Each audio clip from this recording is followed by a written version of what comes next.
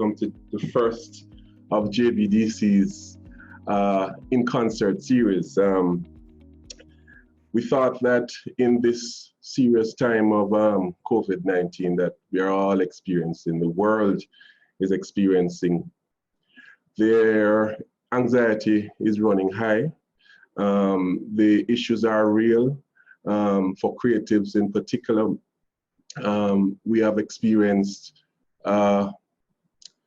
almost zero physical person-to-person work just overnight like that, and it has caused a lot of anxiety, and as well some persons are just pretty scared and wondering what next to do.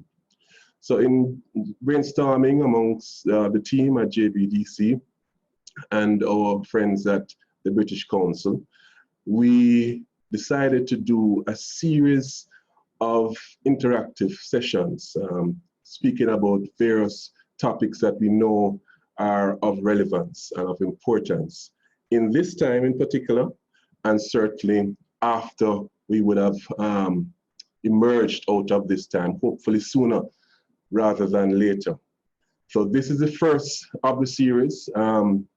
It's certainly instructive to us that when we launched this product in the space of 2 hours, we had over 80 registrants. And many of your friends might be a little upset because we had to cut off registration last night when we got to 250 in 2 days. That just says to us that the need is real. Persons really need opportunities, persons need solutions, persons just need to be guided as to some of the best practices of what it is that we should do in this period, and certainly to come out of this period far more resilient than we were before. Yeah, so that's what's, so every Thursday at 10 o'clock in the morning, we're going to be talking to our creative community. Different topic every week. Look out for it. And on Tuesdays as well, we're going to be having a session, and that one is more general for our MSME community. I want to acknowledge right off the bat our CEO, Ms. Valerie Vieira. She is in the room, and just hailing her and acknowledging her presence as well. And also we have some, when you go a session and you have some pass-through guests, those kind of big up the place type of thing, coming through the session very soon. We're going to commence, however, and we're going to introduce you firstly to our panelists, and in a minute we're going to put up the poll so we can see, so everybody can see who is in the room. Probably we can do that now, David. David is our, those of you who watch, what's that movie called? Matrix. David is like Tank. He's the operator, making sure that everything goes according to plan. Beam me up, Scotty. No, that's another movie. So we're going to introduce our panelists, and we're going to start the conversation right away. And let me just emphasize that it is a conversation. After our panelists have shared with you for 5 minutes, 5-10 minutes at most, we're going to open the floor for the conversation. And we're expecting robust conversation because as we know, we creatives have very strong opinions and very strong information to share, and we like to be passionate about how we share, which is a good thing. Eh? That's why we do what we do. So the first guest that I want to introduce is a young lady who I met relatively recently. She is the arts manager at the British Council here in Jamaica. Her background is actually in physics. I didn't know that, Jareen, and international relations and statistics. But what is interesting about Jareen as well, apart from being a young lady, is that she is very, very passionate and involved and informed about the arts generally, globally, and certainly in Jamaica. Many of you may be aware that last week she launched an online poetry festival, which was fairly successful. So Jerian, wearing her hat as the British Council and certainly wearing her hat as a creative is an excellent place for us to start. So I'm going to invite you. I know I'm hearing the applause and that type of thing, but you know, it's virtual, to invite Jerian to share with us. Jerian? All right, hi, good morning, everyone. I'm just checking everyone can hear me right now. So I know right now there's a huge period of anxiety and concern around what's happening, and I can assure you that it's something being felt globally. However, I think it's good for us to emphasize and acknowledge that globally we're not all in the same boat. There are a lot more countries that are more resilient to respond to this, and there are countries like us where we're figuring out everything at the same time while our hands are in different buckets. So I'm looking for my presentation right now because I just wanted to give some context to the discussion that we're going to be having. And let's see if I'm able to share my screen.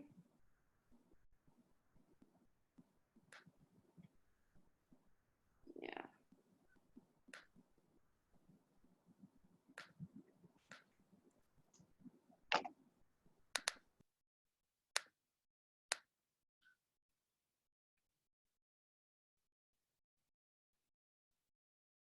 Okay.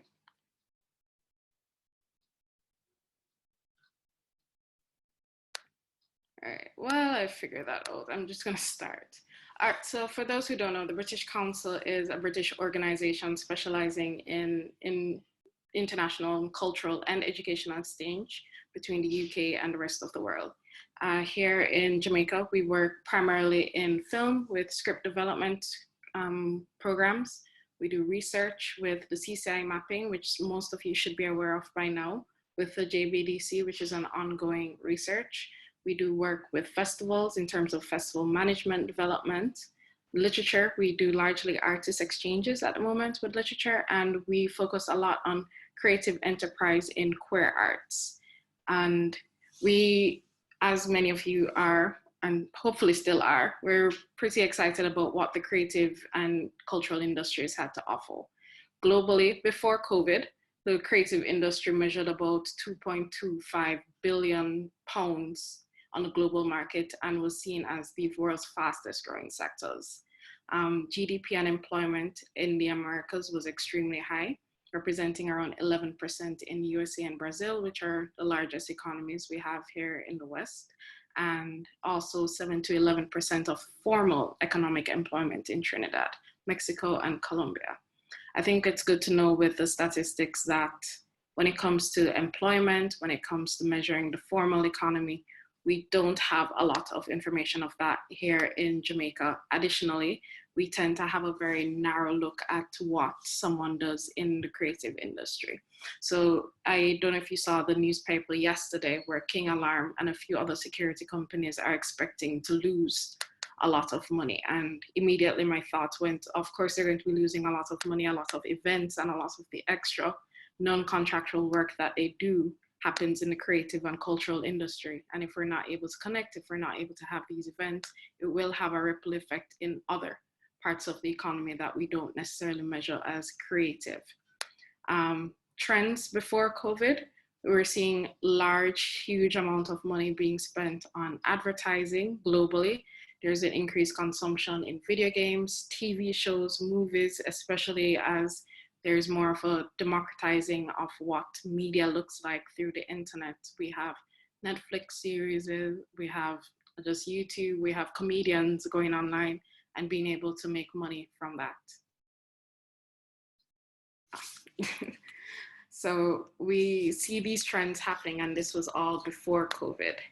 And now that COVID has happened, we are expecting to see a lot more new changes that should be happening.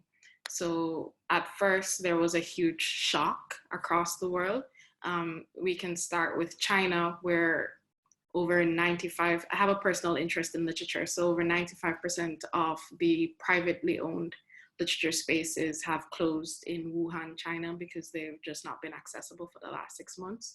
And a lot of the money they depend on in literature, ironically, is not so much of staying in your room and reading, but actually interacting with readers, being able to sell in these spaces, and very few stores have been able to adapt.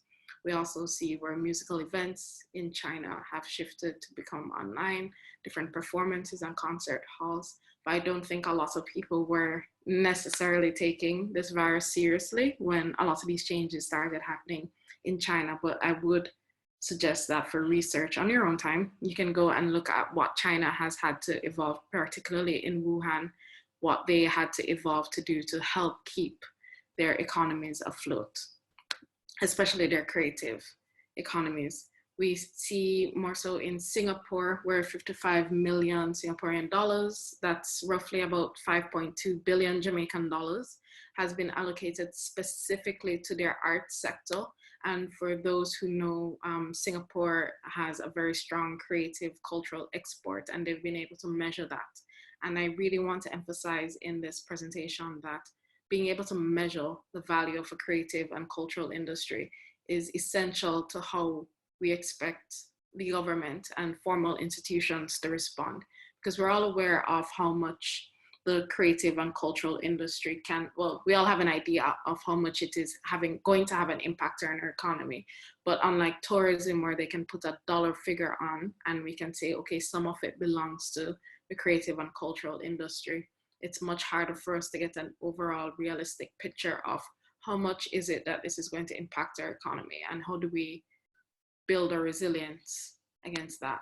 We see France, Belgium, Germany, before they got to their first 1,000 cases of COVID, have been meeting to present specifically on a stimulus package that responds to arts and culture.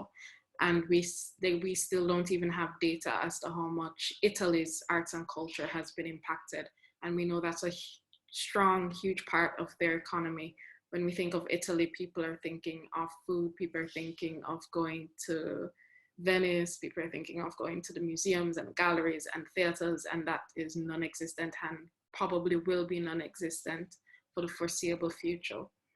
Interestingly, in the first week of March, as you know, this is an evolving thing, museums and galleries have been rushing to have their installations be accessible online and to accept digital payments.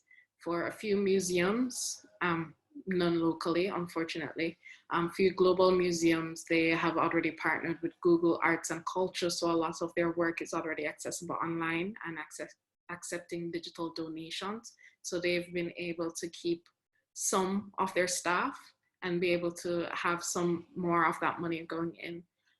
For performing arts, we saw a lot of performances being held online. So we had operas being streamed from your phone instead of going into theater, and you just had to pay a subscription fee.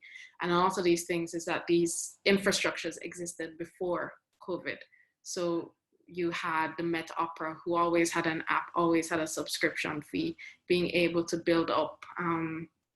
As someone who subscribes to it, the app crashed in the first 2 weeks of COVID because so many people had been signing up because they could no longer access the theater, whether it was the theater in New York or going to the theater like we do in Palace to go see it. The key thing is that a lot of the companies, a lot of the businesses that we're seeing now that have been able to be resilient to COVID, a lot of them already had some level of infrastructure in place that allow them to share content digitally. But I don't want people to get this at heart and then think, if that didn't exist before, then you can't play catch up. I think we're really, as Jamaicans, we're a bit too good at playing catch up and excelling when we do.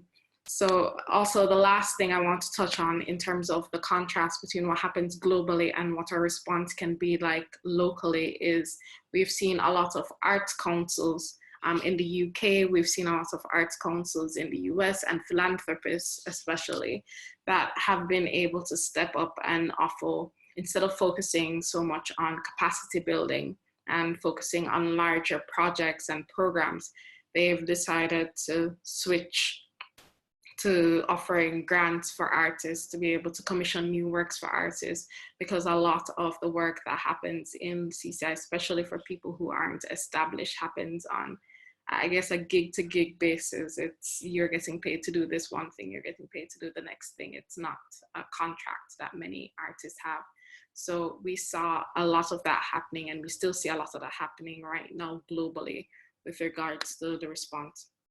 But what does that mean for Jamaica?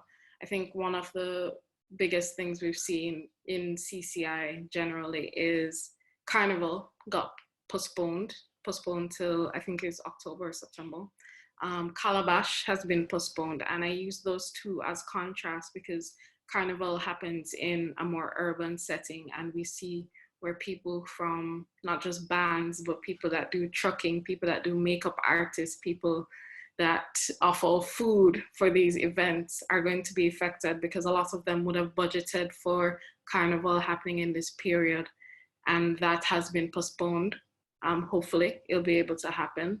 There's also Calabash, which is more of a rural cultural and creative event that happens with huge impact in Treasure Beach. We've seen how Calabash over the years has helped to put Treasure Beach, especially Calabash Bay, on the map here, in not just in Jamaica but globally, as the literature festival to go to in the West, because it happens at the beach, it happens in this remote part of Jamaica, and it's a very uniquely branded event that pumps millions of dollars into that tiny community that does not exist anymore. Airbnb has allowed people to cancel bookings, and that has affected, and cancel bookings without having to pay deposits or having to pay back hosts, and that has had a massive effect on the people of Treasure Beach. And I am a bit concerned that the worst is yet to come, but I like to see it as a hill that we have to climb up so we can see the top of the sun, because I have seen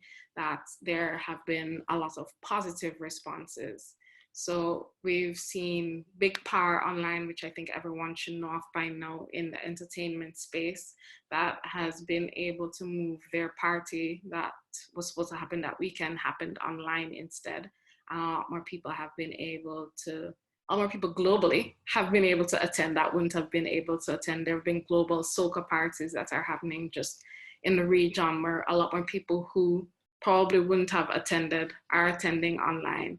And we see innovations in those spaces to generate income for the organizers of that event.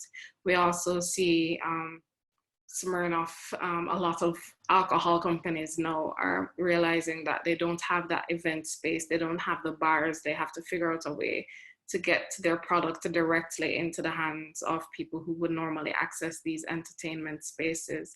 And as Harold hinted at before, through the work that I did, I was able to host an online literature festival, which had 20 poets from across the world, mostly in the diaspora, well, a few in the diaspora, mostly here in Jamaica, new and emerging poets who were able to, from the comforts of their living room, perform and share links to get their work sold. We've had editors reached out to some of those poets who were part of the festival. One of the poets, she lives in Spain now, and as you know, the COVID situation is ridiculous in Spain. She hasn't been able to get any of her work out, but through that festival, she's been able to sell more copies of her work.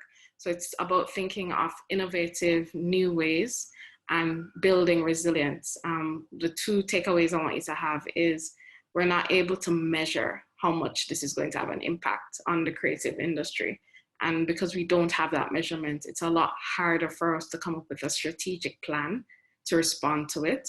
And secondly, innovation is going to be necessary, collaboration is going to be necessary, and we have to, I would recommend, even though it's still very new, to look at the stats from across the world, look at what people are doing to respond to this, and see how best we can adapt to make it more Jamaican. We like to talk a lot about how Jamaica is in a very unique creative and cultural space.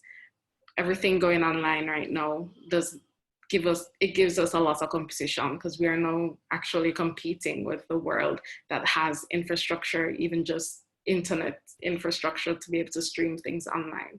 a lot more smoothly. We have to find new and creative ways.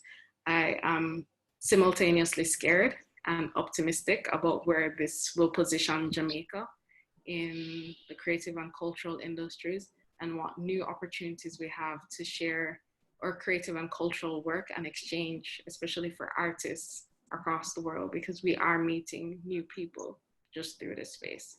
So yeah, I hope that gives you some global context, especially some stats. And I would really like for us this time next year to be able to say, okay, this is the measurement of what Jamaica's creative and cultural industries are, because I do think, and this is purely from an IR background, that this virus is, we're not going to go back to normal. This is going to become a huge part of our new normal, and how do we build resilience to it?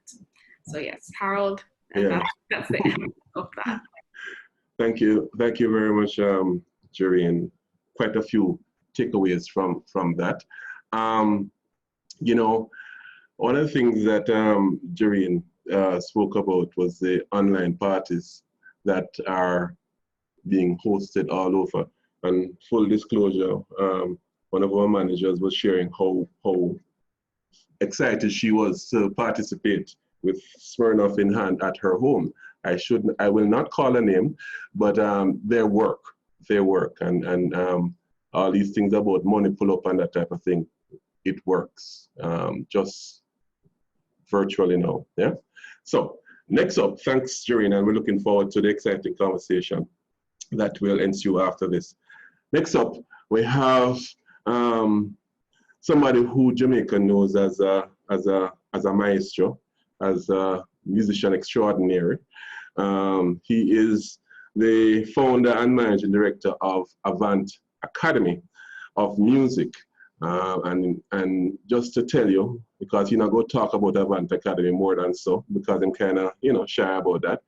But they have over 150 students that are in several instruments, including voice and so on, that they have been working through with a fairly unique business model. But apart from that, this gentleman is a professional musician of 35 years plus, with a focus on his excitement is composing and arranging, he'll tell you. An interesting fun fact, his favorite songs are Bob Marley's Exodus and Contrastingly, and The Beat Goes On by The Whispers. So he's kind of dating himself as well.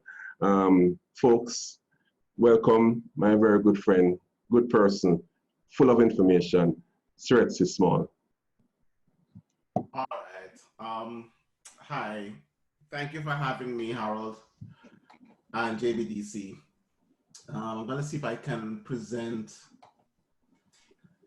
I hope everybody's seeing my screen. Yes, we are. All right, great. I call this telling stories, making space. And essentially, I'm here just to share some thoughts about what it means to sell online services as a creative, some tips and some reflections based on where our business is and what we've had to be doing. So as we said, Avant Academy of Music, we average 100, 150 students per term. Right now, we're in transition to go radically online.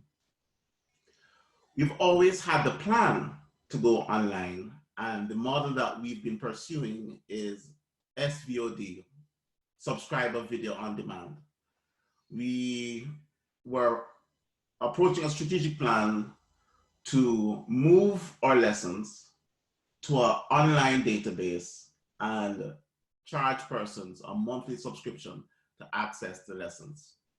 COVID-19 has forced us to radically move online. And so right now, just to survive, while we work our long-term plan, we are accelerating the processes to offer live online classes. So that's what's happening now. I want to share 6 concepts today. 1, you have to change your paradigm or your role. We're going to look at passive income as a concept and how it relates to online businesses or online marketing.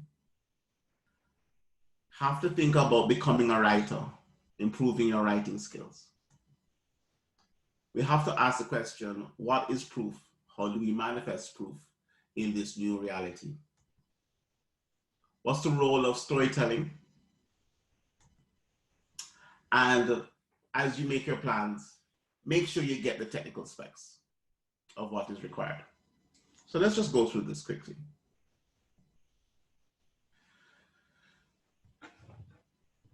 As creatives, I myself as a musician,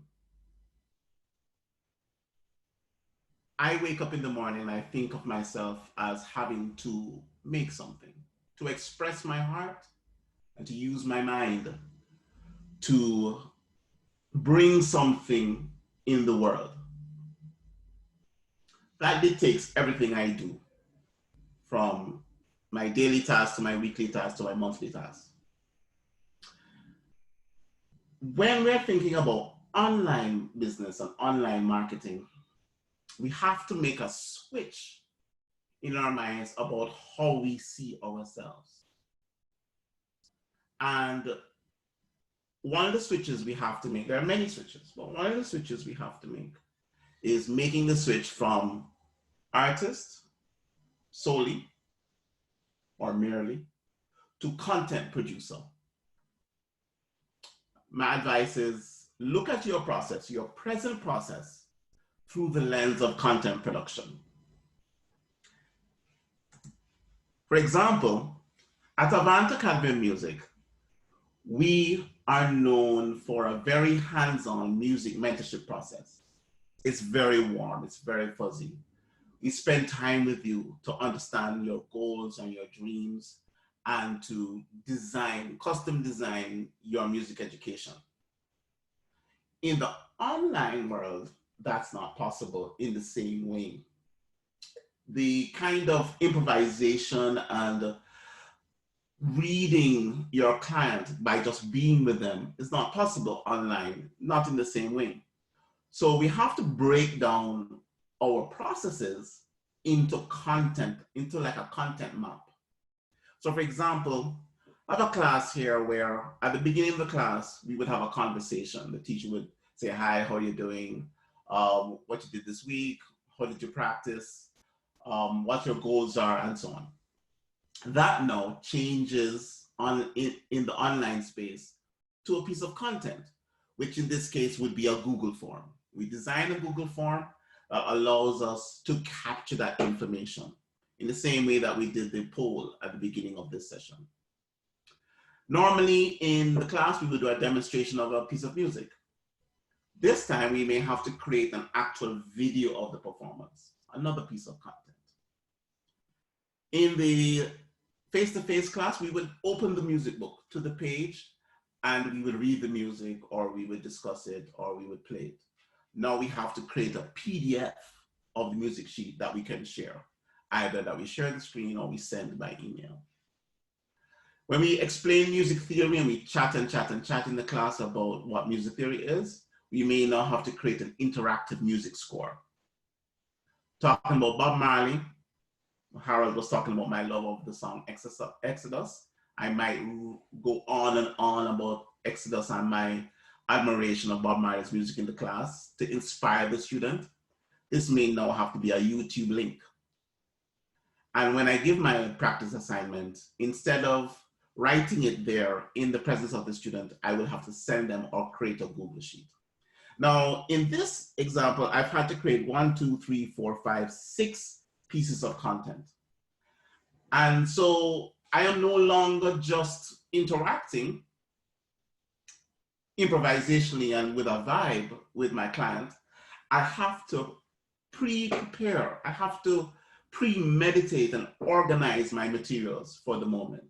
In the same way, for this presentation, though it's a conversation about online marketing, I quickly organized this presentation. I use online tools, Google Slides, did a quick thing, I use a template. I have to become a content producer. I can't just be an artist. So, and that's a different headspace. Passive income. The concept of passive income is very important for the online space. Passive income is income that requires little or no effort to earn and maintain. And this is something that if you're really moving online, you should just study it as much as possible. Just search the internet out for anything to do with passive income. Examples of passive income is you could write an ebook, online courses, for example, Udemy, stock photos, licensing music. These are just 4 quick examples. Writing an ebook is a very cool thing to consider. As you seek to market yourself, your services, having something on Amazon that people can find, even if it's a really simple PDF about your concepts, about your process, about your story, it can be not only a stream of income, of revenue, but also a powerful marketing tool that leads people to your YouTube channel, to your website, to your services. So taking the time to write an ebook is an important part of the strategy. Online courses, of course, can create passive income. Put your ideas, your instruction online, Udemy, and you earn money through fees. So for example, this is the website for Udemy, and you can sign up, put your video courses, and you're earning money while you are sleeping or while you're doing something else. Stock photos and licensing music. I noticed that we have quite a bit of persons who are from gifts, crafts, fashion. The idea of creating a library of your work that people can access and pay for is important. And the library idea brings us to one important characteristic of passive income. Passive income requires a significant investment of time and hard work. There's no shortcut way to generate passive income. If you have pots, start taking photographs of them now.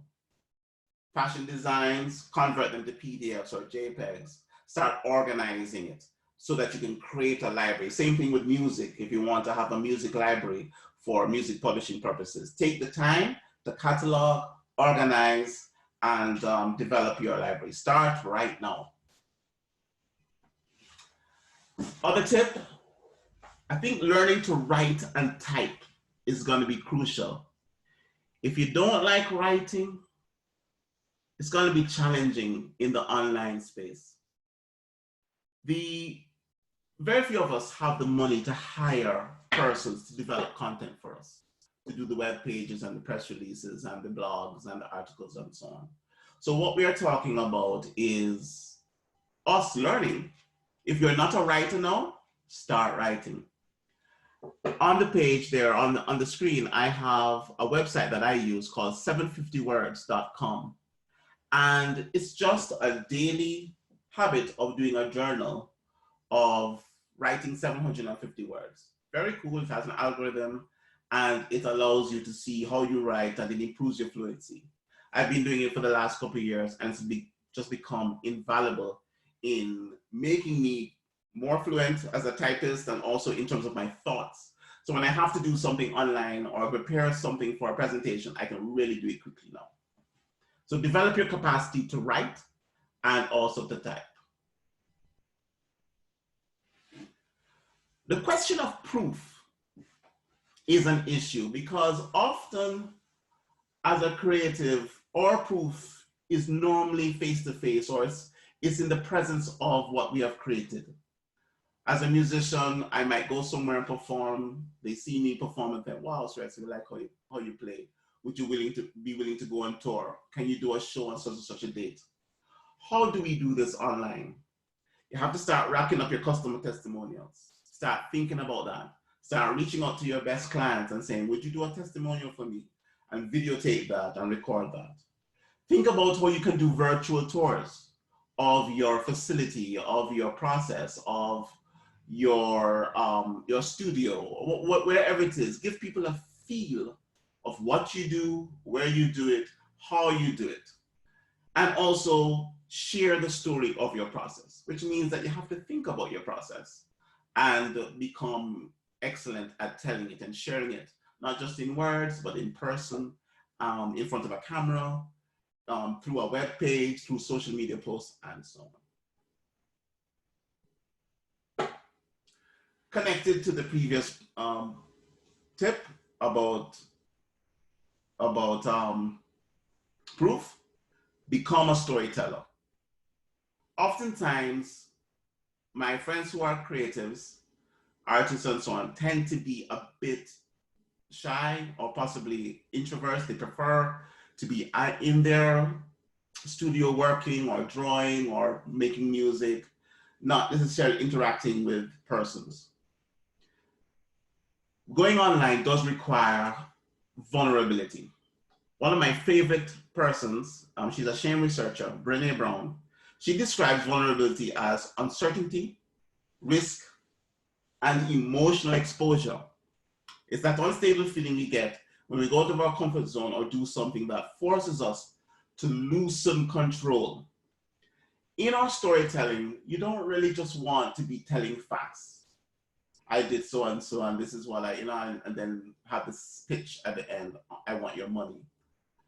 You want to reveal something about yourself that connects with persons who really will become fans and advocates for you online. And so making that vulnerable connection is important. We have to get ourselves to a place of a bit of discomfort so that we're sharing something of real value on social media or in our online presences so that we can make strong connections. Make real connections and then monetize. Yeah, so the storytelling helps you to make the vulnerable connection, and then you can find a way to monetize that. Selling online, always, depending on your field, will have technical requirements. When we were looking at our online lessons and trying to compete with persons around the world, and when we are competing with persons around the world, you have to be very clear. When you're online, we're not being compared with the guy down the road on Old Hope Road. We're being compared to the next website that they're clicking to. And so doing some research on what technical requirements for your online service is going to be important. For music lessons, we are learning that lighting and sound, having the right microphones is important and is part of the global standard. So in summary, translate your process, whatever your artistic process is, whatever your customer process is, into content. Make the commitment to become a content producer. Understand and think about passive income. It's a new habit. We're normally used to getting gigs or doing things from here and there. Think about how we can create income that earns while we're not involved. Learn to write and type. Become as fluent as you can. Rethink how you demonstrate proof.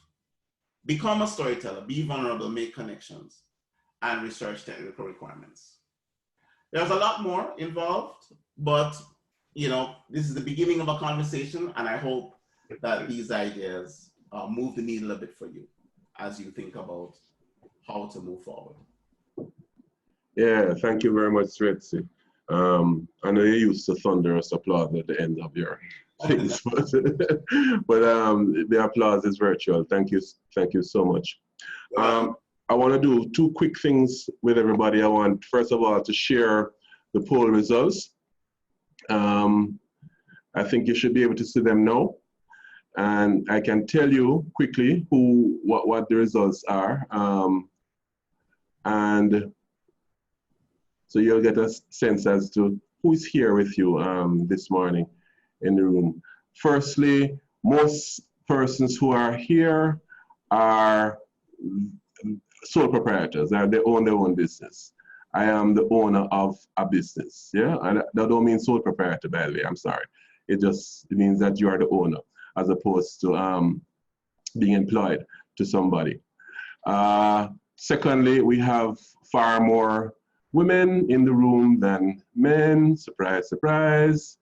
All of 72% more women. Big up women. You're always present and looking for the opportunities. Sometimes we need to learn some more from you guys, us men. Enough said. In terms of the age groups, mostly persons between age 35 and 54 are here. They didn't count me because you know I'm 25. And in terms of the areas of industries, if you scroll down, you'll see that there's a fair mix of most of the industries that are here: visual arts, design, product development, graphic design, advertising, theater is there, fashion, culinary, gastronomy, and so on are there. Festivals and fairs, cultural party promotions, and so on. So we have a fair cross section of persons here, and it's good because it means that our conversation will be that much richer. On the topic of party promotion, and there's two things that I was going to share with you. One is the poll, and the second is who I am. I'm Harold Davis. Remiss of me, I didn't introduce myself at the beginning of the session. I'm the Deputy CEO at JBDC. I'm also a musician as well. And I associated good musicians, so people might think I am good too, like Sir Siswell and so on. So that's me. So on the topic of party promotion, like I said before, we're going to segue into our next presenter, who is a gentleman called Marlon Campbell. Many of you might know him. Very, very popular, social media and otherwise. Marlon is a financial and event coordinator as well, and an MC. He's a financial advisor as well as event coordinator and an MC plus. He's also a party promoter. He is a serial entrepreneur of sorts.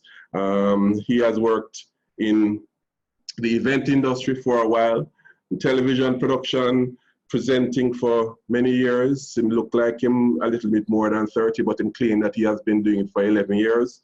So we will see. So I want to welcome Marlon to the conversation. Marlon, your time. Hey everybody. I hope everybody's hearing me. Yeah, man, we're hearing you. Good. Just a second. So whoa, the good thing is I can actually take this maybe in 5 to 10 minutes because Darian and Teresa have touched on a few of the things that I would really touch on.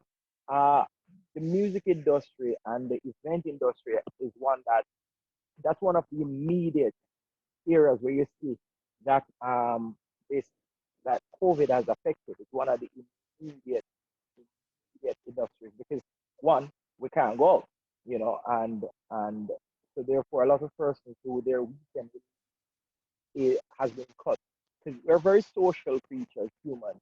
So we like to be around people, whether or not it's in a party, whether or not it's in a church, whether or not it's in a bar, wherever. We actually do like to be around people. We like to, I guess, pass in a people's life so much. Sometimes that's why social media works and all them things. So the effect has been really severe in that area, right? I think earlier Darian had touched on carnival and how the cancellation is hurting a few persons. Now you're looking at something that comes. I think the figure I'd gotten was $2 billion into the economy, and that is in this 2-week period, really. And they're not really counting the lead up and so forth. There's 2-week period where persons are injured physically as such, starting from just before Easter weekend and ending the week after Easter weekend. I think this year the roadmap is supposed to be on April 19th. We have persons who would have been here until 21st, 22nd, etc. So for that 2-week period, from Wednesday before Easter right back to the Wednesday right after the March. You've had persons in here spending money. I've had persons who Airbnb canceled, monies that they had basically banked on being canceled. Car rentals, those are out. The makeup ladies, who would have had full appointment books and so forth and making some serious money. Because people make some serious money during this time. This is one of the times where they make a lot of money, Christmas and now. And so, trucking people, the food industry, etc. And in terms of even just individual events, because each individual event hires most, I guess, decent parties will hire directly or indirectly about 100 persons between security and bar staff, DJs, production crew, etc. They this would this would be hiring like 100 persons, and then you have the further spill off where because people are getting ready to go to an event on the barber shop, the hair salon, etc. So these are persons who have taken a serious hit in income, But so the question now is, how to handle that. In terms of like my colleagues in the industry, a lot of them are worried. They are worried, and what is worrying most persons are is uncertainty because you don't know about when do you start promoting. Is persons who have events in June and July are fingers crossed like let's hope. Personally, I had to cancel two in April. One would have been one would have been Thursday and the other one is Saturday. I know there are other persons who have done this massive cancellation of things that they had coming up because in 2 weeks' time, Ocherius and Kingston would have been very much alive with foreigners and local. So we're talking about a lot of money that, persons who that's a source of income for them that is gone. And then, now, thankfully, you have persons who are, they're responding because you're either going to cry in a crisis or you're going to just try and find a way to deal with it.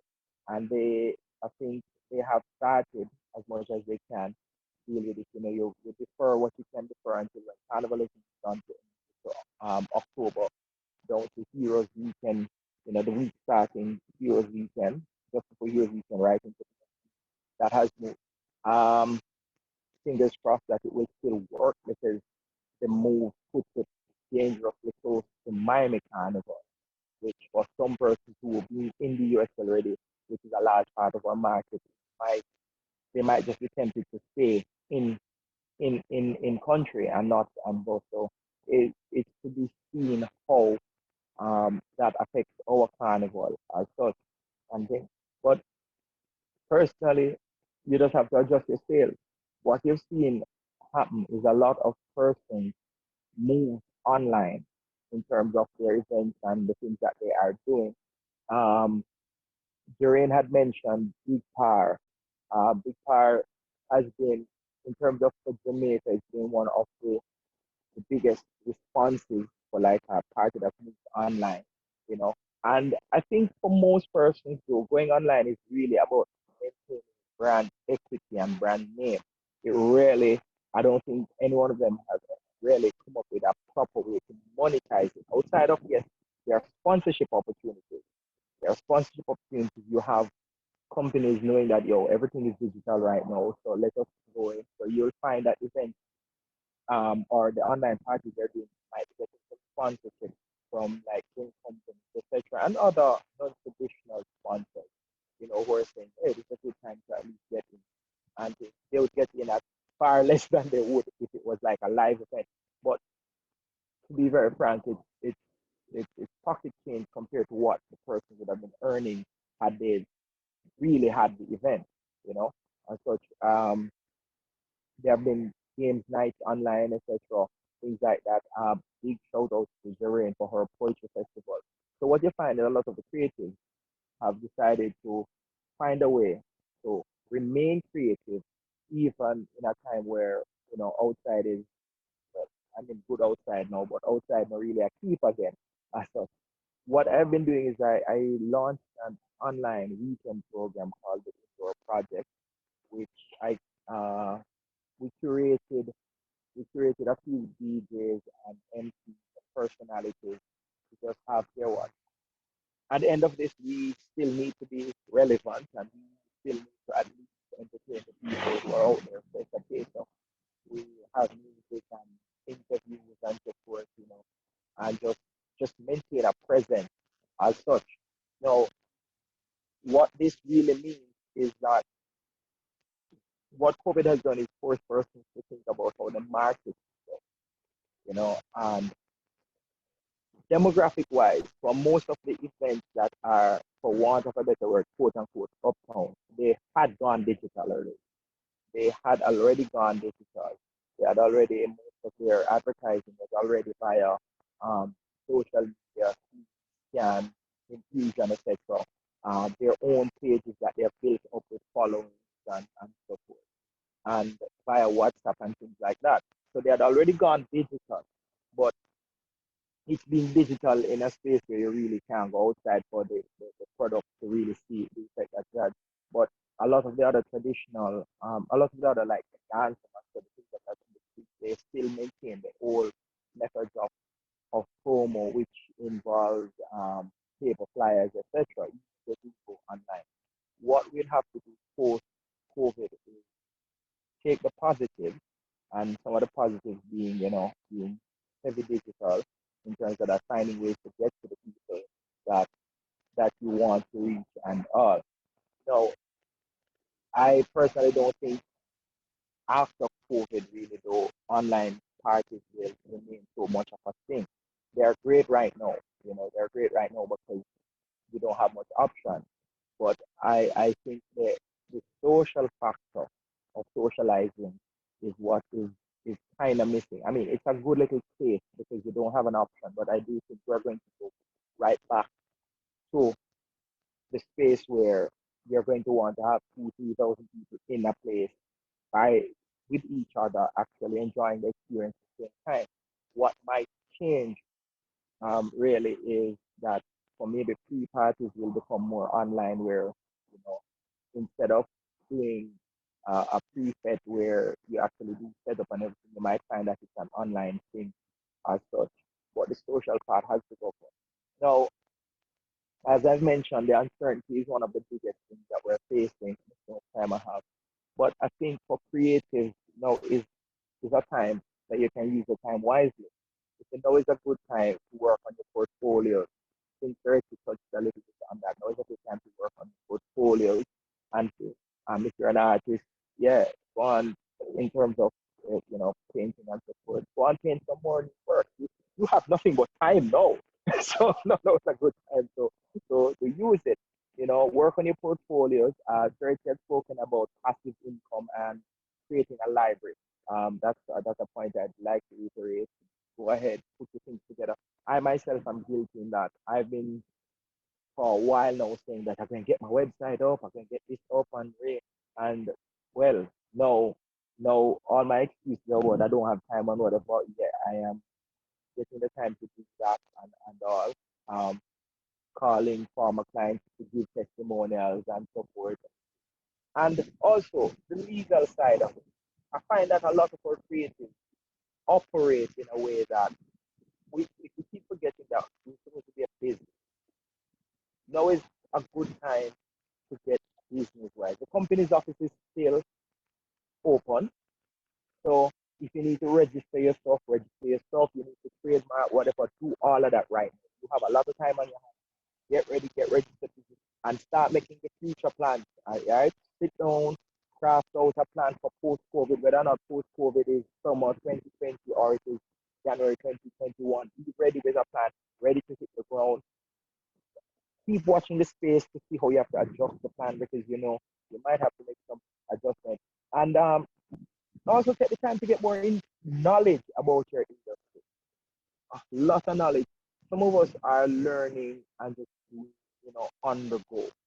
Take the time. There are courses online that you can learn about, even if it's just to learn about basic contracts, whatever it is, different methods. See how people have been doing what you've been doing and what ways they have been doing it. Just learn. No, it's a good time. Take a course, learn something. A lot of them are free.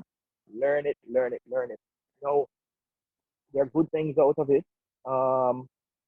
You the playing field has been leveled in terms of a lot of people have access. You know, there's one DJ in particular. I had overdose who he's pretty popular and he was building, but with the lockdown in Bahamas, he went online and did this online radio thing that literally reached millions of listeners, which means that the persons who never heard him before who has gotten to hear it now. So work that might have taken him a couple of years to build, you know, he's already a known name now, you know, and in a short period. So you have to take advantage of whatever the situation and get yourself out there and think. You know, in terms of coming back to the event industry, if you're a party person and so forth, I think now is a good time for the industry to become formalized, right? Jerain had pointed out again that we don't have real figures here in Jamaica. And so this can be hard in us actually, you know, lobbying for a stimulus package for the industry on a whole, because the true value of the industry, the true value that is pumped into the industry is not quantified. And it's not quantified because, well, some people don't want to hear the word, but things like even formalizing a paying taxes on your events and so forth. You know, if the government don't know how much you contribute to the economy, then they're not going to have that regard for it. You can quantify carnival because the carnival players are all operating business-wise. So taxes are filed, etc. So the government can say, oh, okay, this this this is contributing X amount to my economy. I need this to stay in my economy. So post-COVID or even during COVID, here's some funds and support to keep yourself afloat and all. Now, in closing, I just say that listen, we just need to look at becoming more digitalized. The orange economy is the most resilient to automation. It has been the most resilient to automation. The orange economy is the one that we won't find that machines end up doing. It still requires the people factor. Now, it is a case of when we're here now, where you know the people factor has been removed, so we can't really get to do that. To find a way to make sure that even in a time like this, we can still do the job that we need to do, because I think the creative industry is what's keeping the world sane right now. You understand? The creative industry is what is keeping the world sane right now. So persons might question why Germany pumped $5 billion or promised a $5 billion stimulus package for their creative industry. Why Singapore has done it? It is simple. When you're sitting at home watching Netflix, that's because of the creative industry. When you're playing whichever game you're playing on your phone, so past the boredom that you're going through because you can't go outside, that is because of the creative industry. And the outside that you're longing for is because of the creative industry.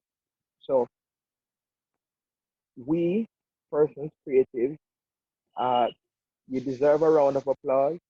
Big up the medical people. So right now it's the med people and the creatives that's keeping the world sane. We have somebody there on the front line doing their job, and we are inside keeping people sane.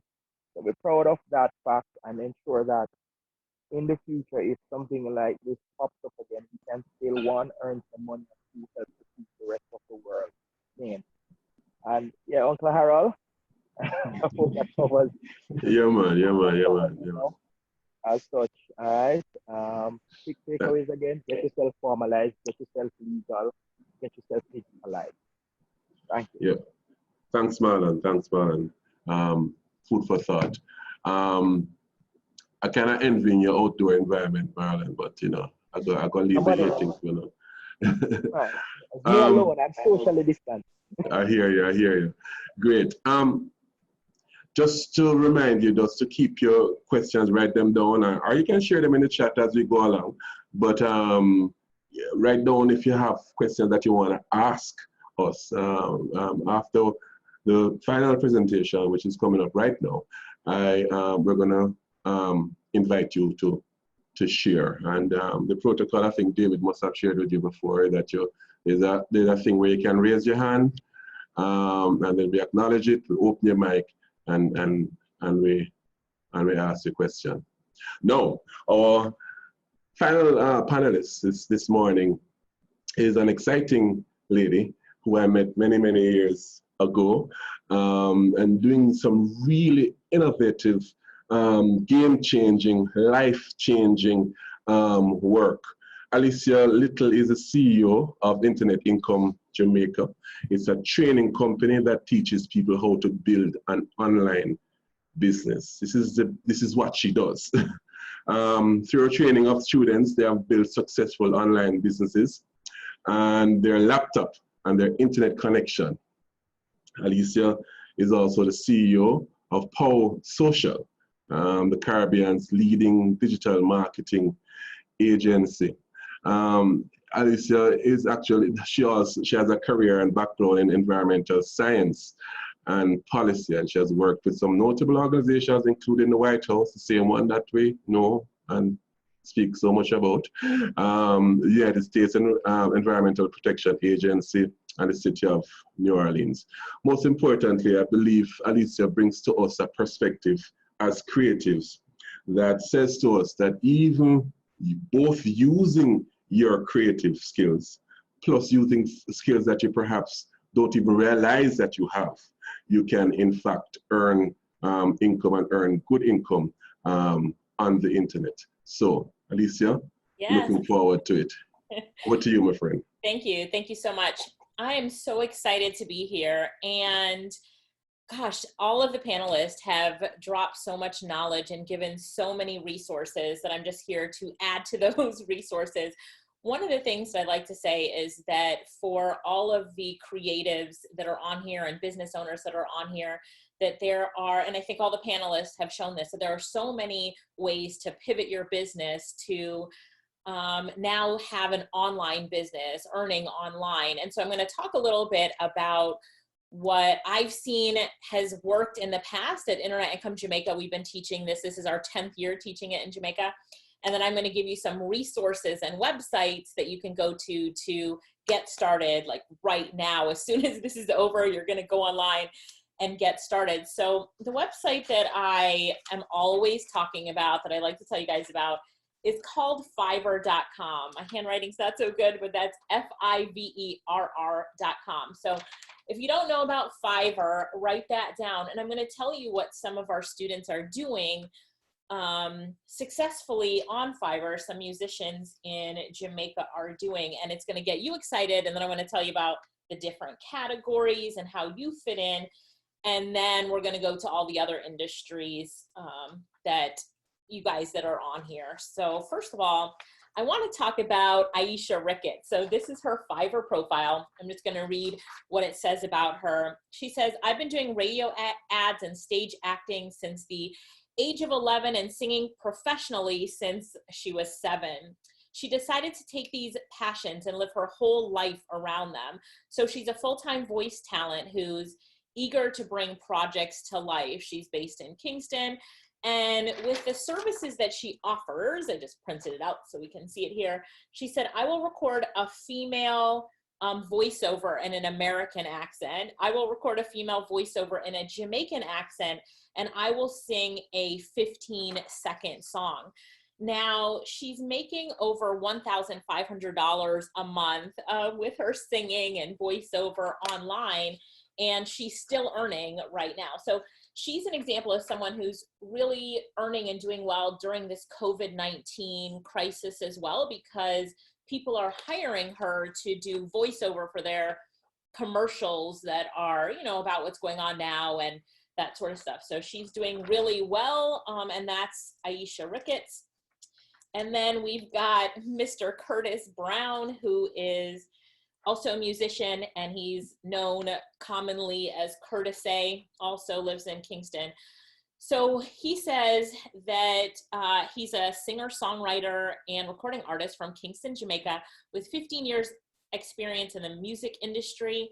My skills include recording, voice acting, audio producing, engineering, mixing, mastering, and video production. So I like how he is, you know, he's really gone deep in with his talents here. He says, I work full time. Message me today and I'll get started on your gigs. Subscribe to my website for more samples. So when we look at, he's got a lot of services. He had more, but you know, they didn't print. So when I'm looking at his services, he said, I will be your professional male singer-songwriter. I will be your pop rap male singer-songwriter. I will record the best Jamaican DJ drop for you.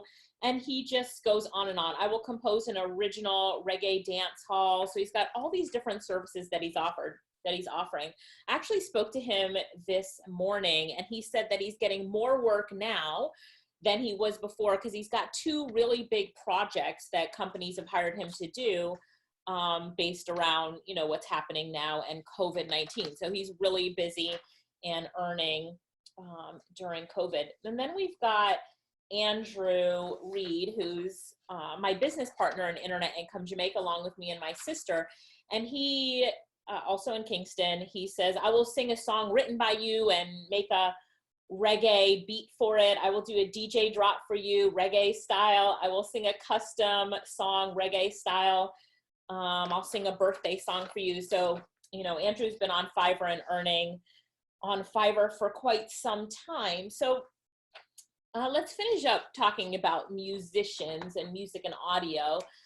And let me just tell you about some of the different categories that are listed on the website. Remember the website? So the screenshots that I showed you were the services that these musicians have put on Fiverr. So they've actually you set up like your own, it's almost like a website within Fiverr to launch your services. And it costs $0 to launch it. So it's completely free to launch on Fiverr. They do charge 20% of what you earn. They keep as their fee for the transactions, finding you the buyers, and it's worth it. So the 20% is worth it. The question that I always get is, how do you get paid? So on Fiverr, you can get a Payoneer card. It's a card that comes to you in the mail. It takes about 2 weeks to get to Jamaica, but you can also, after you get paid, deposit your money into any Jamaican bank account. So you can get a card that you can take out. It's in US dollars. You can take it out of any ATM machine. So the ATMs that dispense US dollars, it'll give you US dollars, or it'll convert it into Jamaican dollars at any other machine. Or online, you simply, on Fiverr, it'll also ask you if you want to connect your bank account, connect your local bank account, you get your money that way. Which has definitely evolved. When I first started, it was not that easy to get paid in Jamaica. So it's easy now. And so let's talk about the different categories in the music and audio section for you musicians. So these are some of the things that you could do. And I want you to think about, you know, what you're currently doing and how you can expand those skills to offer more things online. So there's voiceover, mixing and mastering, producers and composers, there's a whole section for you, singers and vocalists, session musicians, songwriters, podcast editing, audio production, audio ad production, DJ drop, which is a really popular one for Jamaican musicians and Caribbean musicians in general, but especially for us in Jamaica, dialogue editing, music transcription, vocal tuning, jingles and intros. I know most of our students go into that section and do well as well. Sound effects and various other things that musicians do. One of the things that I also wanted to talk to Mr. Small about, I'm Miss Little, so I'm talking to Mr. Small, is that they also have a section called online music lessons, and that's a new section there. So you can actually, if you're a musician, you can actually offer online music lessons to other people, get paid in the site, you know, and then you set up the time and you do the online music lessons that way. Or what you could do is you could record your lessons and sell them in the site as a video bundle. So you can do that as well. So it's pretty exciting. Now, there's a lot of other ways that you can make money online on the site. So there are so many categories on this site. I can't go through all of them, but basically whatever you can do, whatever skills you have, you can put yourself on this site, be in business. I promise you, it'll take you less than 2 hours to get set up. It'll cost you $0 and you'll be in business really quickly. And we're finding, a lot of our students are finding that now they're busier than ever. Why is that? I think there might be a few reasons to that. Right now, businesses and entrepreneurs are looking at this as an opportunity to build their business. So for example, a lot of people who do transcription, they're finding that podcasters are using this time now to get all their podcasts transcribed to help them create more content. So if you're doing transcription, which is basically, if Harold takes this session and wants it typed up so that he can have this as a special report and downloadable on the JBDC website, he can hire a transcriber to do that. They will take this video and transcribe it into text, type it up and put it into text. It's something anyone can do, especially because there's technology out there that allows you to, there's machine transcription. So a machine will transcribe it, you get it back, you edit it, and you send it off to Harold, you know, who paid you to do it. So there's just so many things that we can do. The sky's the limit for it. But I was just saying that a lot of our students are finding that they're busier now than before. So they were busier in March than they were in January or February, because people are saying, all right, now that I'm home, I'm going to get all my projects done. And companies that we're looking to hire. So if you go on any job board, let's talk internationally. If you go on Indeed.com, before this hit, there were millions of positions available globally, right? A lot of those positions were for writers, transcribers, you know, editors, who knows, there's so many positions that were open. They're still looking to fill a lot of those positions, but now they're just hiring freelancers. So they're going online to hire people to do that work for them.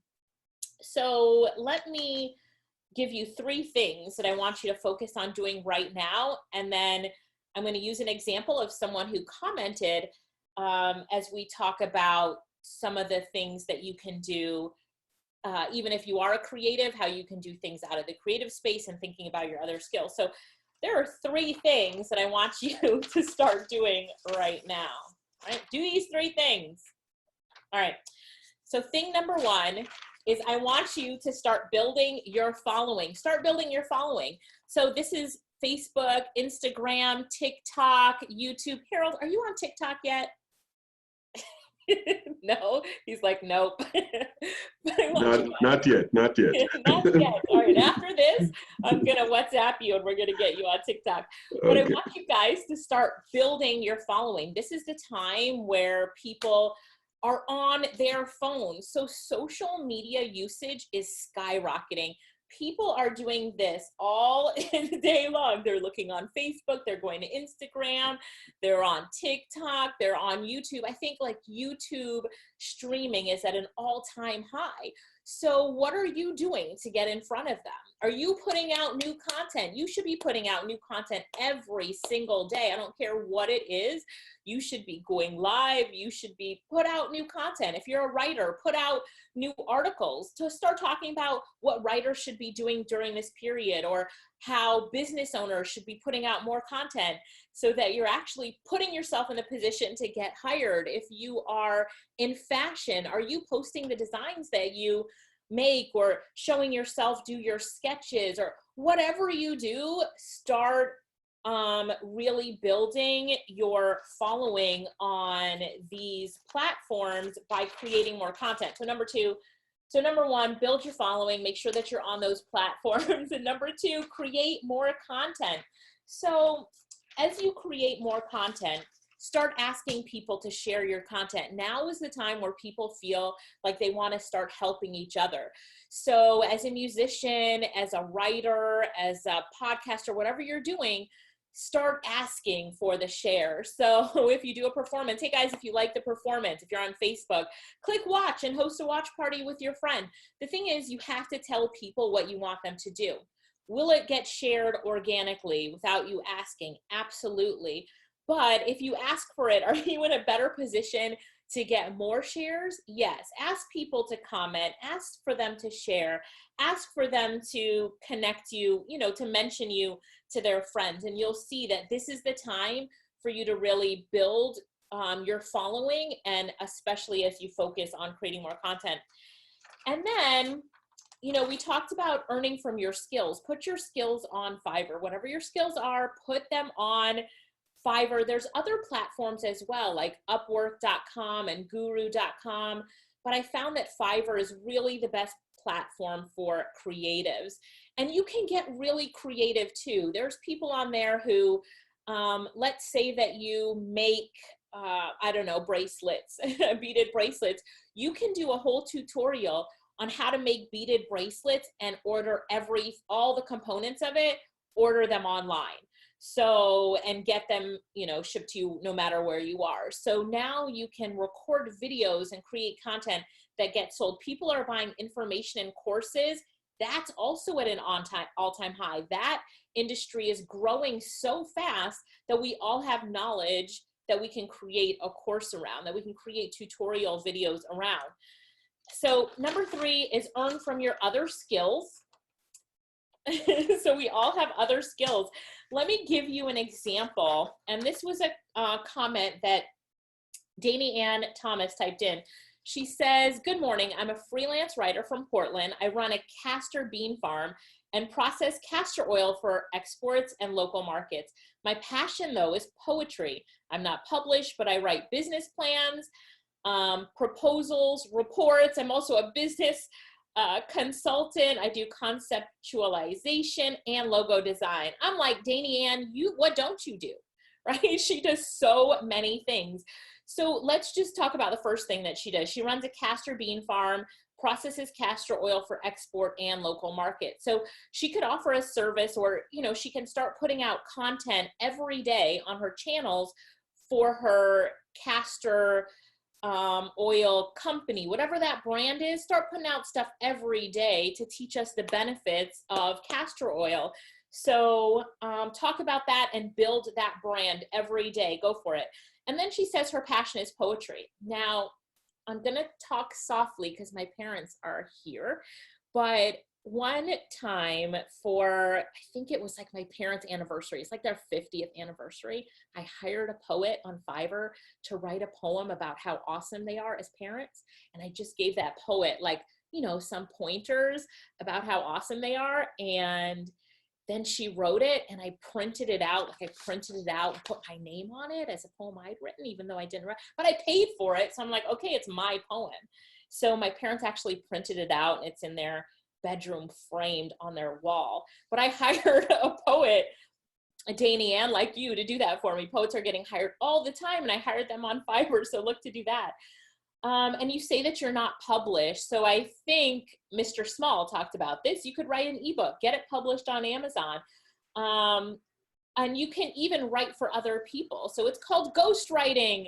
You can go on Fiverr, Upwork. You can do ghostwriting for people. You write business plans. That's easy. People want those all the time. Proposals, reports. You're also a consultant. All of these skills that you have, take them online and make money with them right now. So, you know, if keep growing your castor bean farm, if you're having any challenges with it right now because of COVID-19, okay, but as you keep growing it, also look for other ways to make money. We call it multiple streams of income, and I'm really big on it. And let me tell you why it applies more now than ever. And I think Marlon mentioned this, but I also have an Airbnb in Kingston, and for Carnival, I was booked up. It was going to be an amazing month, maybe like $12,000 US or more I was making during Carnival season. And I was so excited, and everything got canceled. All my bookings were just canceled. And so my Airbnb business went from thousands of dollars a month to $0. My sister Lorette, her and her husband own a tour company on the Montego Bay side. It's called Your Jamaican Tour Guide. And they have 5, you know, between buses and vans, they have 5 buses or vans, and they're all parked right now. There is nothing going on in her tour company. the money went from, you know, $1,000 a day to $0 in that company. But because we have multiple streams of income, our other aspects of our business are doing well. Our online classes are selling, you know, our company is called Internet Income Jamaica. Our online classes are selling, you know, extremely well. In fact, better than ever before. Our consultation business is doing well. We're creating new products online. My sister's Fiverr business is doing better now than it was before. She does graphic design on Fiverr. So, you know, it's about, this is also a lesson for a lot of us to make sure that we have multiple streams of income and that we're earning in multiple different ways. So while I love my Airbnb and I was so happy with the earnings from it, boy, am I really happy that I didn't shut down all my other businesses and say, I'm just going to focus on my Airbnb. And my sister, the same. Her tour company makes a ton of money, but she's so glad that she still, she knows she has ebooks out there, she's got courses out there, and just doing so many other things. So the multiple streams of income become so important right now. So that's it, Harold. That's what I've got. Thank you so much, You're Alicia. welcome. Thank you so much. I got a comment. We got a comment from is it Diane Ogunde, Okay. saying that he is one of their students and making some good money off of transcription on Fiverr. So there you go. Testimonial. It works. It works. So thanks so much, Alicia. Thanks so much to our panelists. No, it's your turn. We are open for comments, for questions, for the conversation to start really from your end. You have been quiet mostly. I mean, lots of comments in the chat, but now you have an opportunity to ask some questions and to see where we're at. Now, we got some questions. While you think about the questions, and remember that you need to raise your hand whenever you want to ask a question, and then we'll acknowledge you between David and Sansia. I believe Sansia will read it, or David will. I don't know. One of them. You'll get acknowledged, and you'll get your questions answered. Now, in the meantime, however, we had some questions that came in before the session started. Questions from yesterday. I'm not finding them now, David. Where them there? Did I just say where them there out loud? But all right, can we, in the meantime, can we probably highlight some of the comments and so on while I look for these questions so that I can share with everyone. Can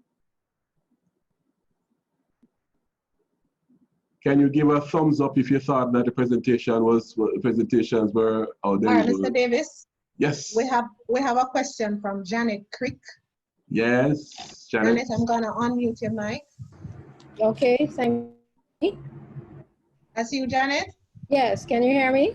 Yes, we can hear you. Yes, we can hear you. Great. Morning, everybody, and thanks to JBDC for a very, very interesting session. I loved all the presentations. I wanted to go back to Jerry Patmore's presentation where she spoke about museums globally rushing to put their artifacts and their exhibits online, and they have been able to monetize that. And I wondered whether she could tell us a little bit more about that. She mentioned Google Arts and Culture partnering with them. If there's any more information she can share. I actually run a tour company, and so I could identify with what Alicia was just saying about her sister going from thousands of dollars, or from a revenue at any rate, to zero literally overnight. So I have been thinking about trying to move the business even temporarily to a virtual tour, but I kind of need some help with that. So I found Jerine's comment interesting. I'd love to hear more about it. Thank you. Go ahead, Jerine. So I'm gonna just insert in chat the link to arts and culture at Google. It's a project that's been going on for a few years now, where Google has been working with museums, galleries, stadiums, anywhere that people visit different countries to explore its arts, its culture. It also highlights a few projects that I know the Commonwealth would have worked on. So it's there for people who aren't able to travel to these countries to be able to experience the art and the culture of these countries. In the last month, Arts and Culture Google has gotten a lot more requests to do this. Oh, sorry, I realized my mic went low. All right, so, okay, great. So Google has gotten a lot more requests. They've said that way more museums are open to the idea now. A lot actually had been hesitant to going online because they thought there was no way for you to truly experience arts and culture if you're not there in person. And while I think there's some validity to that, the virus is showing us that we have to evolve if we're going to survive past this. So I know Google Arts and Culture does take some time because you have to work with Google to create these exhibitions, to make them accessible and to make sure that they're as interactive or as close to as interactive as they are in person. However, there are museums who have been going online using different forums. So they have a paywall up where they'll do a video tour of these spaces and you pay a certain amount of money to enter the museum, and you'll have the ability to use this password or this code that you paid for to view these tours for a limited amount of time. So it's something that, as I said, a lot of the museums, a lot of the theaters, a lot of those spaces that rely heavily on in-person traction, a lot of them that have so far shown resilience are the ones that were already in these spaces, are already planning for this. However, I don't think it's too late. I think it's something that we can all think about doing and ensure that infrastructurally we're there. So Marlon talked about making sure that you're registered. Being able to receive payment online is going to be a huge thing over the next few weeks and months. I see NCB has fast-tracked their ability to allow businesses to do that. And I imagine a lot more banks will be following suit because, again, the creative industry is linked to so many other things. If you aren't making money, a lot of the banks aren't making money on transfer fees, aren't making money on you making deposits into them. So I would suggest getting registered, making sure that everything is in line so that you're able to actually benefit from the digital revolution. And I think persons, especially those who are in rural communities right now, or who are lesser seen, may stand a better chance because a lot of people who say, well, I don't have time to go drive to XYZ can now access it from their phone. So I think it's also positioning yourself uniquely to do this. But I've always been disappointed, to be quite frank, with the Institute of Jamaica and a lot of the other museums here who have been resistant to change or radical change. And I see a lot of them now are taking a bit more advantage of social media, but it's a hill that we have to climb. So hopefully out of this, we see a lot more radicalization in terms of how we view culture, how we view exhibitions, and working with these global institutions such as Google to get them done. Yeah. So hopefully that link gives you some ideas as to what we can be doing here in Jamaica, because a few countries, not just, of course, a lot more developed countries have more information online or have more content on Google Arts and Culture. However, I went over the weekend and I saw a few countries where projects happened in Trinidad, one here in Jamaica, and a few others who are fashion designers who are sharing their work on arts and culture. Museums, of course, and yeah, so definitely check it out and get some inspiration from it for what you buy. Yeah, thanks, Jurian. I want to quickly say, wait, I found the email, right, that David sent me. Truth be told, he sent it again just now, so I didn't find it. Anyhow, one of the questions is an excellent segue, and perhaps Marlon, you can take this one.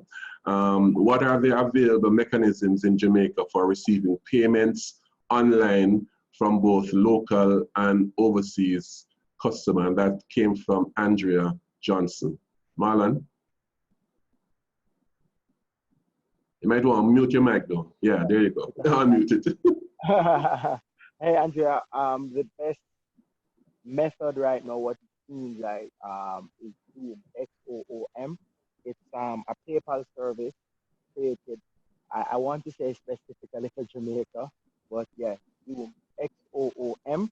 It comes under PayPal, and you can receive payments right there. They just need your Zoom ID and your money sent, you have it, and it goes as with how the Fiverr system is set up.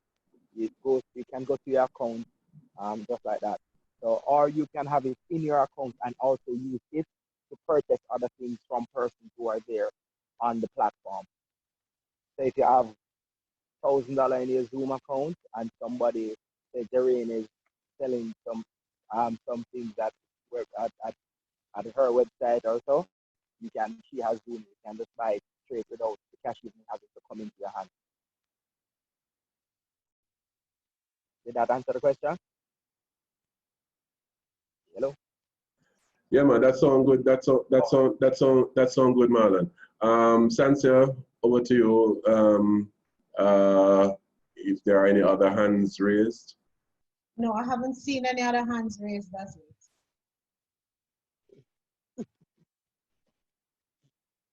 Okay, so in the meantime, then I can. Someone has just written in that Zoom is very complicated. That's your experience, Marlon? No, really, it's just like, it's as complicated as PayPal is, which isn't very complicated. The thing is, again, I don't know, it's a case of you might just need to consult someone to assist with setting it up as such. But as it is the best method, I'd say, because I mean, you could always do bank transfers and everything, but that in itself is complicated, having to, get whatever numbers and everything. And PayPal itself, there is still, I'm trying to make sure I don't give wrong information. PayPal itself, I think, you can end up linking with local, and you can't link it with the local bank account just so that is why I wouldn't say that. But so as far as that makes sense, if you're talking about getting money from foreign to Jamaica, and otherwise everything else is going to be a lot more complicated than I think. Yeah, man. I would agree with you as well. All right, so there's Marlon. Hold on a second, Sansia. I was saying that I would agree with you, Marlon, and especially the point about asking for help. Raising your hand. If you think it's complicated or you think you're not getting through it properly, give us a shout, no? Give us a call. Give us a call here at JBDC, especially our BAS unit, and they'll help you. Another quick question. I know I saw some hands raised, Sansia, coming to you just now. Another question that was posted before we started, and this is from Peace Warden. And the question is, how can I use a virtual format for my handcrafted soaps and body care products? Alicia, I'm gonna throw this at you, just in case you have any ideas right off the bat, can share. You might need to mute your mic though. All right, good. Unmute, yeah, it was handcrafted soaps and lotions. Was that what you were saying? Handcrafted soaps and body care products. And body care products. So as we're selling them locally, let's just talk about selling it locally. Instagram and Facebook are the perfect places to sell that online. So I know a lot of people who all they have to do is put a delivery process in place. So as you want to deliver island-wide, you have to think about delivery, and there are different options for you depending on the price. You're talking about Tara or, depending on how much you're sending, Jamaica Post, or we even have somebody that is doing delivery for us and they have the NCB machine and they're delivering it and collecting payment on delivery. But if you start posting on Instagram and Facebook, and I'll say, spend a little bit of a budget. So, spend $1 a day, post it on Instagram and Facebook, and you'll start to see that you're making sales. My sister Lorette, one of her online stores, it's called Day and Night Fashion, but she sells lip gloss. I think I have one here. It's this brand right here. And she sells it just on Instagram and gets it delivered island wide. And she sells body waist trimmer things. And so she sells different things and just promotes it on Instagram and Facebook. So it's a good option for getting the handcrafted products out. Now, if you want to get it out farther than Jamaica, putting it on Etsy, Amazon has a section called Amazon Handmade, but they're not accepting any new people into Amazon Handmade right now. So Etsy is a good option as well as eBay. It's a good option for you. All right, thanks. There was another question, but I'm going to wait until, remember I was telling you at the beginning of the session, so we're going to have some pass-through guests. So I'm going to wait until that gets passed through to answer that question that Kamaria Thomas had posted. So over to you, Sansia. All right, so there are 2 hands up in the room right now, Joanne Morris and Grace Kelly, but I just wanted everybody to take a look at the Zoom group chat because there's a lot of excellent information being posted in there, very useful that anyone can use. All right, so Joanne, I'm gonna unmute your mic and you go ahead and ask your question. Okay, so hi everyone. Hi.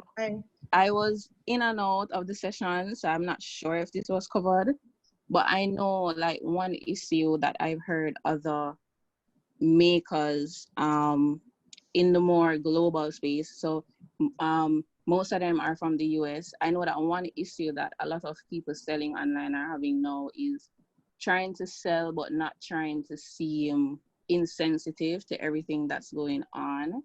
So I wanted a little bit of advice from anybody where that's concerned, because I mean, yeah, we know we're in this, very serious time, and you don't want to seem like you're just sales, just pushing sales. So I'm trying to find that middle ground as to let people know that, yeah, we're aware of what's happening, but we're still open for business. Right. That's an excellent question, Joanne. I can comment and then I'm going to ask Siretsi to jump in, simply because he spoke about sharing stories and importance of connecting with your audience and ultimately your customers. It's important for us to, when we are communicating online and otherwise, but mostly online now, to be sensitive about what it is that persons are going through and so on. So you have that in your background. Tell your story. Even share, even without pushing a product. Make a connection, as Siretsi was saying before, with potential customers, potential persons who would be ultimately purchasing from you by sharing with them your story, sharing with them a journey, sharing with them a process and so on, and bring them into a relationship in that kind of way. So it don't feel and sound like a hard sell. That said, persons still need products in this period. Persons still understand that small businesses need to earn as well. You know what I mean? So if you're offering a solution, that's what it's about. But you have to be sensitive in the context of you sharing, building a relationship with your potential customer is important. Siretsi, would you agree? Yeah, I think I was thinking that there's an issue of features versus benefits and empathy. 3 thoughts that came to my mind. Oftentimes, when we communicate, we are thinking, I want people to know about the features of my products or my services. This is what we do. This is how much it costs. This is how we, this is how you use it and so on. The benefits component of your service, understanding in your business how it benefits people in terms of convenience, making their life better, and so on. focusing in your communications plan and your marketing strategy, like digging into the benefits component and seeing where the benefits of your service can intersect with the crisis is a good strategy. And that will take a little bit of thought, but think about it. You know, if it is, somebody was saying that they have soaps and there is an issue of sanitization at this time, but there is also social distancing. How can we get soap to you and at the same time ensure that we're applying social distancing so you'll be safe? Adding to your messaging empathy, where you say, I understand what you're going through, but we're here for you. We have products and services that have benefits that can serve you at that time. And that's a combination of different tools. Some of that are press releases, some of those are ads, newsletters, and so on. But I think that mapping out how you're communicating your features versus your benefits, and then a communication plan around empathy, which is, I understand what you're going through. We are going through this together, making a list of that, and then creating the various press releases, social media posts, notification ads, and so on in relation to those buckets. I think that's how I would go for it. And then make sure that you're doing this in a way that meets your business goals. You know, talking to your staff and talking to your directors or partners or whoever it is that you have to speak to, your husband and wife, and say, you know, this is how this is going to work in relation to my need for maintaining costs or generating revenue and so on. All right, thanks, Chris. Alicia, you wanted to add to that? Yeah, Alicia, you wanted to add? Yeah, you need to unmute your mic though, darling. Okay. There you go. So I would like to add to that because we're still selling at this time, and we still have ads going, and we're still marketing and promoting in our business, but it's all about the messaging. So there's a few things to do in a business while you're selling at this time. First, let the public know about what your company is doing during this time for your staff, and then also for the community at large. So for instance, we put up on our pages that we have sent all of our employees home. We're 100% remote working. That's even before the orders were put out to do remote work.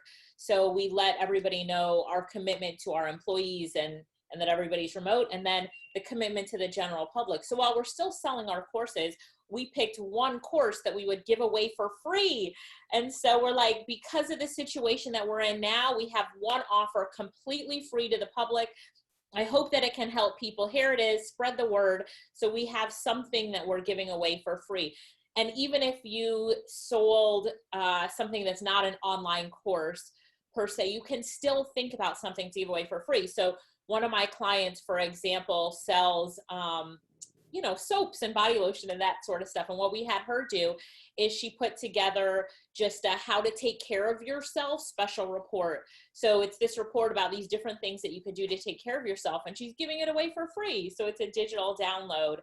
And then give discounts during this time. So we took all of our products and we bundled them together and gave a crazy discount. And it's our discount that we're offering that's valid during this time. You'll see like a Mars, they put out an ad that I saw yesterday that was like during April 1st and the last of the month, 25% off everything to help people during this crisis. So it's helping them to stay in business. And they're also giving discounts to help us. Stanley Steamer, I saw this, they have a commercial that's running in the US right now that's only 15 seconds long, but it says, we're still open for business. We know cleaning is important to a lot of you. And we even have a new disinfectant product out that will disinfect your floors and carpet, especially during this time for those of you who want disinfectant. So see how your messaging can also relate to the time that we're in now. That's it. Great, Joanne, I hope that answered you. Santia, over to you. Okay, so there's a question that came in earlier in the chat from Marilyn White. We do face and body art, so physical engagement is essential. How can the experts provide provide her with some guidance on face and body arts.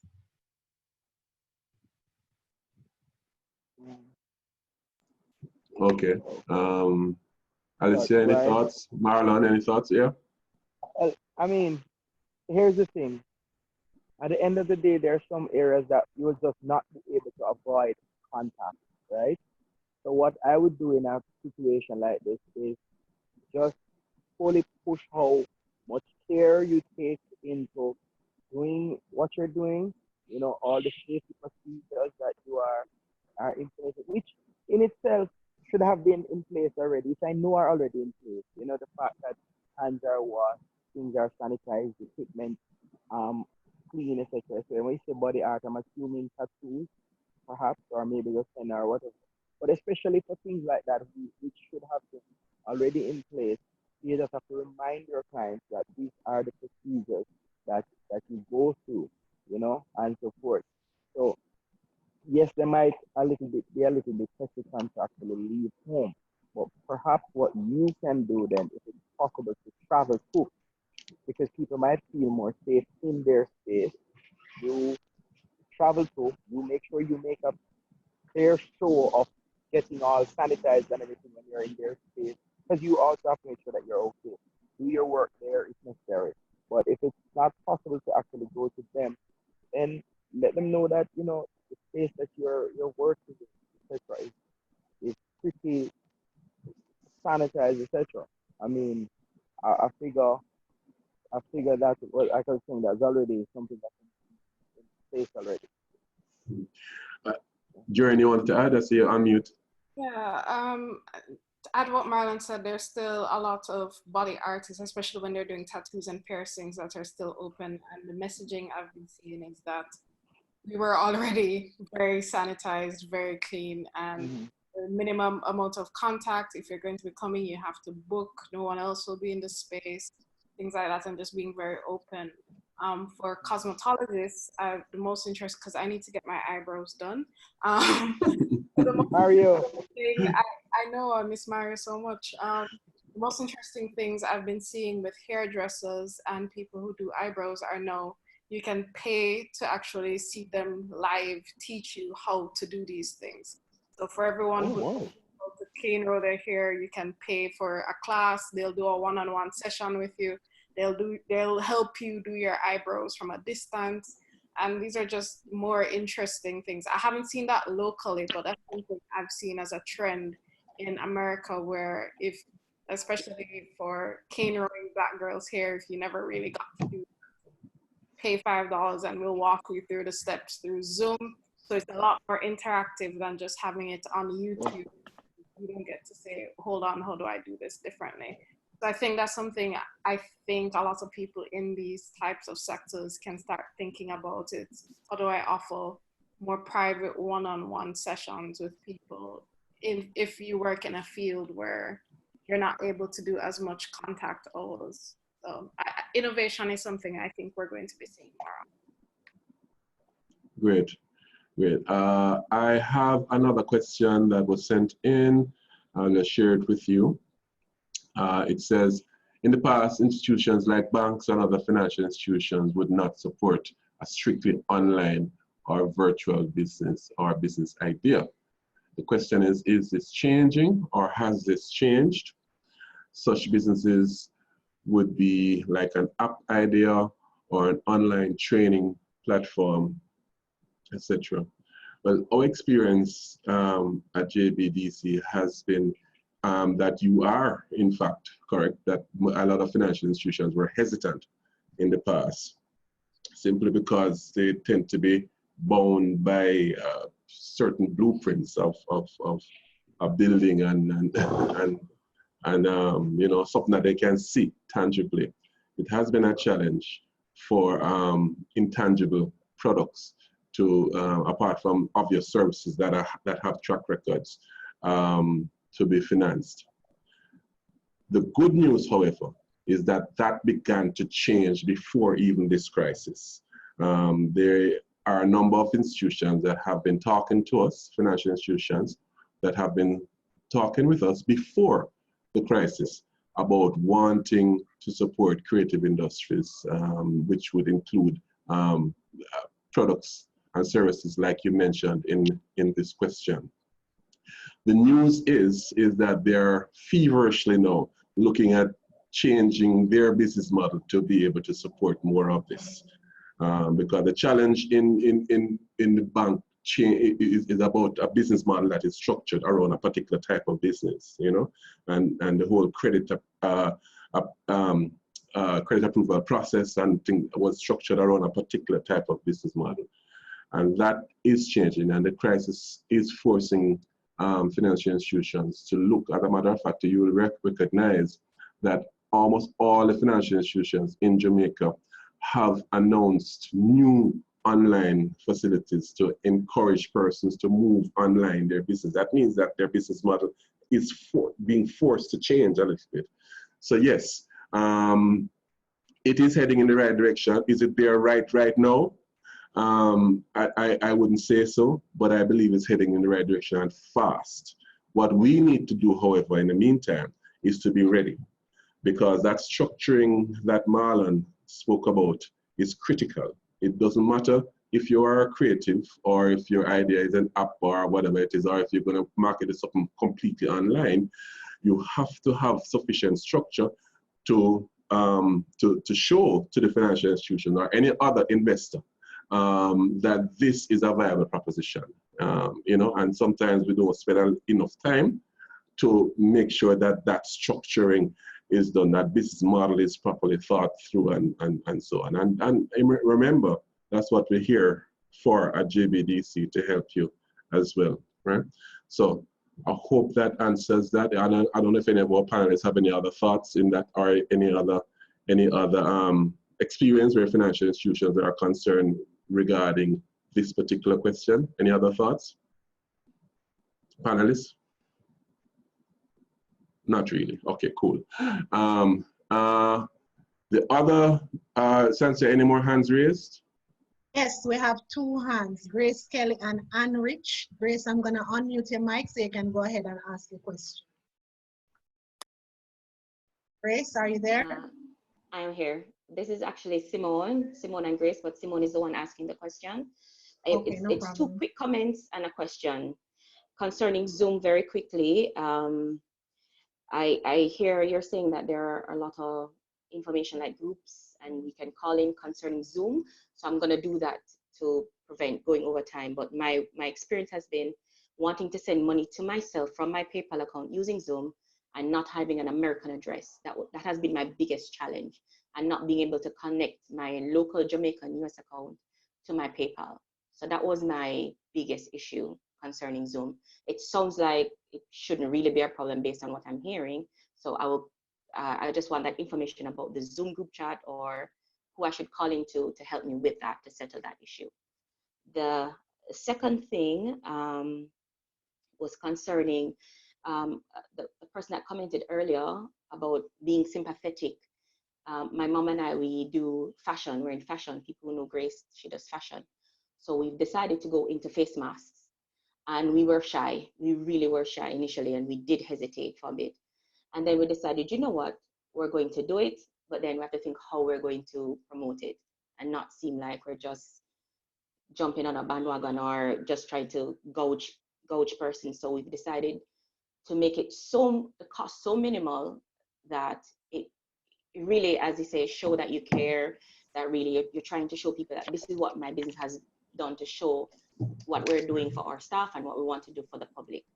The question I'd have concerning that is, we've done the research, what's a good thing to do, the disclosures and all that we have to mention concerning our masks. Is there anything we need to consider the fact that we're going to do face masks? Is there anything else that we need to consider concerning that? Okay, cool. Thanks, Simone. Grace, Simone. Well, on the matter of the face mask, interesting that you should ask that, because I don't know if you have been watching the media space in the last couple of days. The initiative that has been launched by the young entrepreneur guy, I don't remember his name, where that is concerned. But also, beyond that, there are some interesting things happening in that space as well. We have been in dialogue with the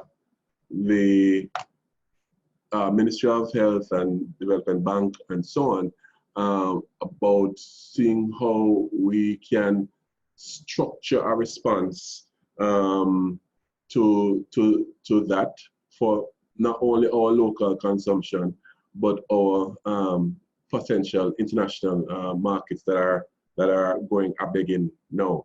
So it's moving fast and furious. We just got some specs, for instance, yesterday, which we are looking at and we're costing out and that type of thing. By the end of today, tomorrow, we want to be able to be talking to persons in that regard, potential persons who can produce and things of that nature, the costing, pricing issue, delivery issue, and things of that nature to respond to the greater need. Now, as you would have recognized, seeing that you have taken the direction and gone into this direction, taken initiative and gone into this direction, the world is probably moving from the dire need for surgical face masks, medical grade face masks, to just general face masks. There is significant discussion in the US and other territory space to, David, can you answer this for me? To look at everybody wearing face masks. I would suggest that it's an excellent thing to look at, generally speaking. We, as soon as possible, we can share those specs from maybe by tomorrow that we got from, this is coming from US through Ministry of Health through to us, of persons who of the specs, so we can start looking at that as a proper business model. So it's going to be big business. Let's put it that way.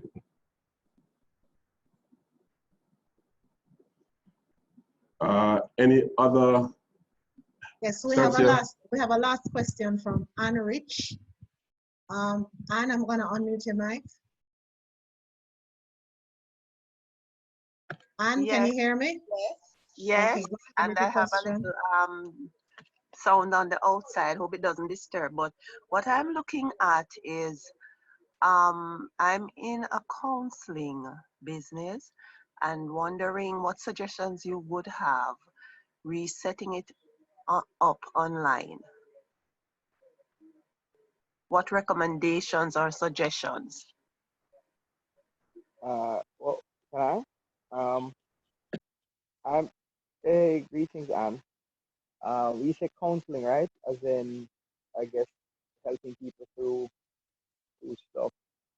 But that might actually, as much as I think a lot of times that works with, we would like to be there with persons in person. The technology is there where for you to actually be able, even this that we're doing right now on Zoom, you might have to look at actually having that sort of thing done with the person. Most persons have, I'm going to say, I think most persons have some form of smartphone by now. As such. So it's a case of having that conversation with the person, maybe via this method. At the end of the day, I'd look at it and say, you're still hearing the concerns that they have, you're still getting to impart your knowledge on it and things, and yes, you're maintaining social distancing, but you still are imparting the knowledge and the session. So I think even Zoom itself here, this Zoom, the one that's ZOO, should work in your case. Or Skype, or is Skype still exist? I can't. Thanks, Marlon.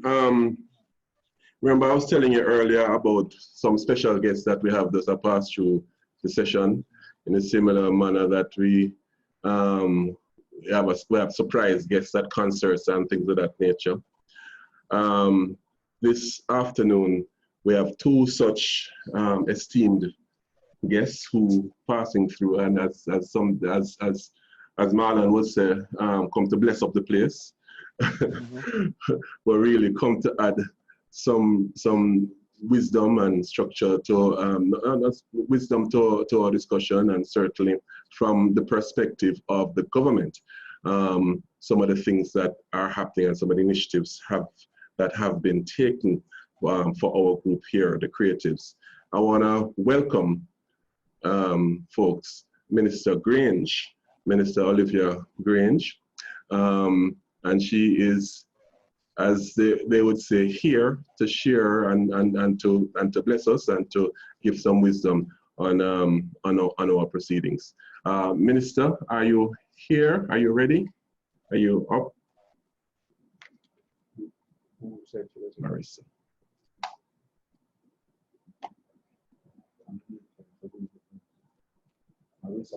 Yeah. Hello? Yeah, we're here. Can you hear me? We can hear you, but there's an echo, so you need to probably turn down the volume of the speaker that's there. There's an echo here. Is that any better? That is better. Thank you. Oh, there's an echo. Sound like I'm in the studio?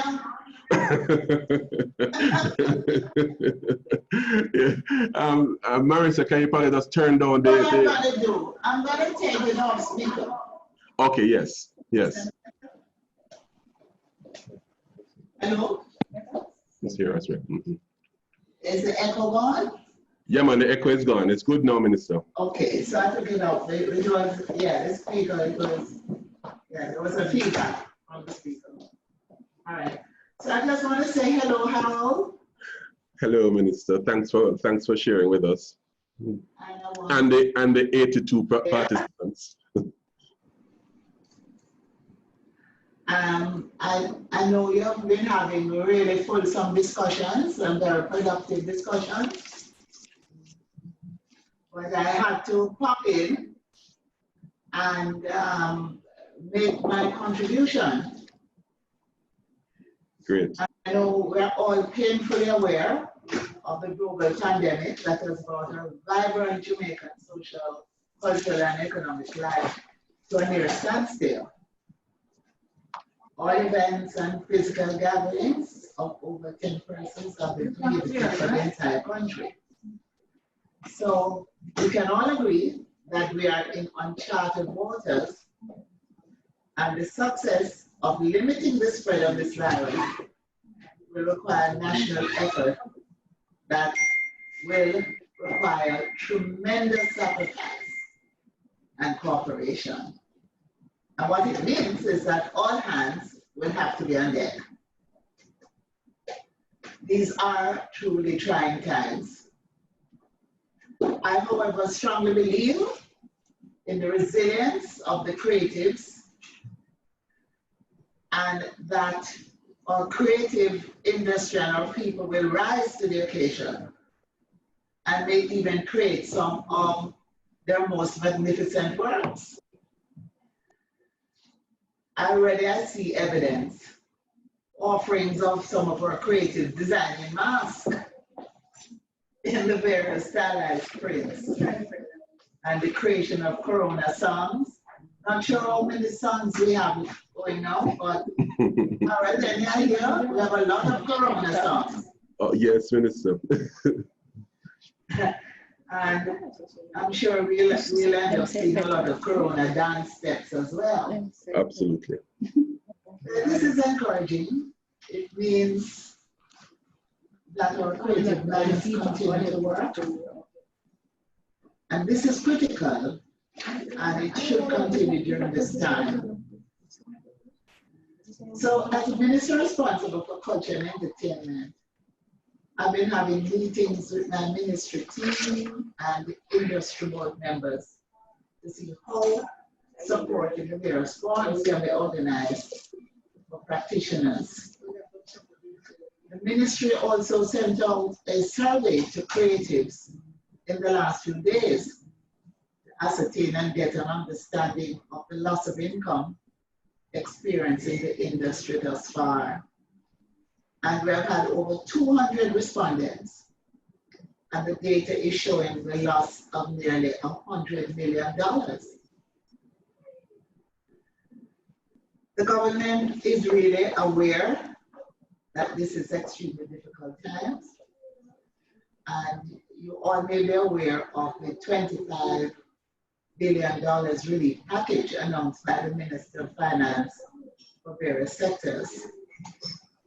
Of course, the sectors who will benefit primarily would be those that have registered business.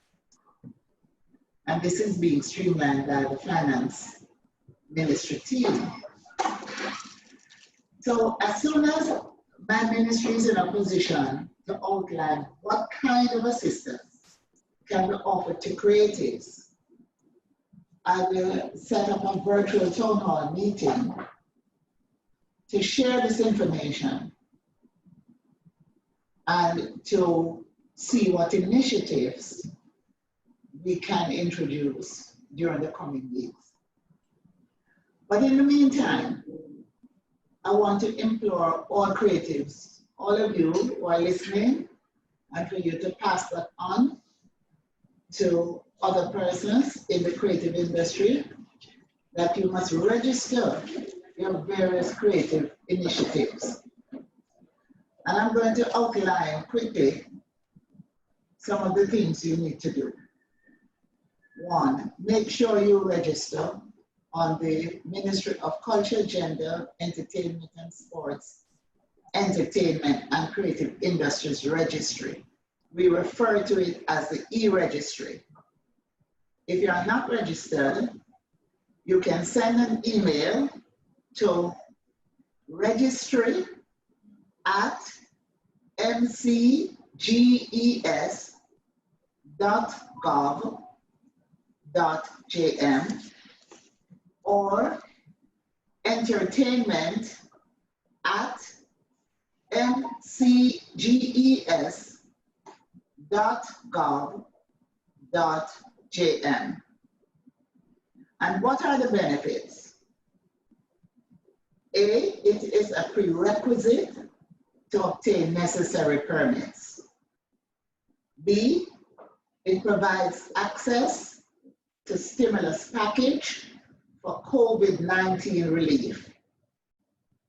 C, it's necessary to access incentives such as productive inputs relief, where only registered individuals and companies are able to access the productive inputs relief, which we refer to as PIR.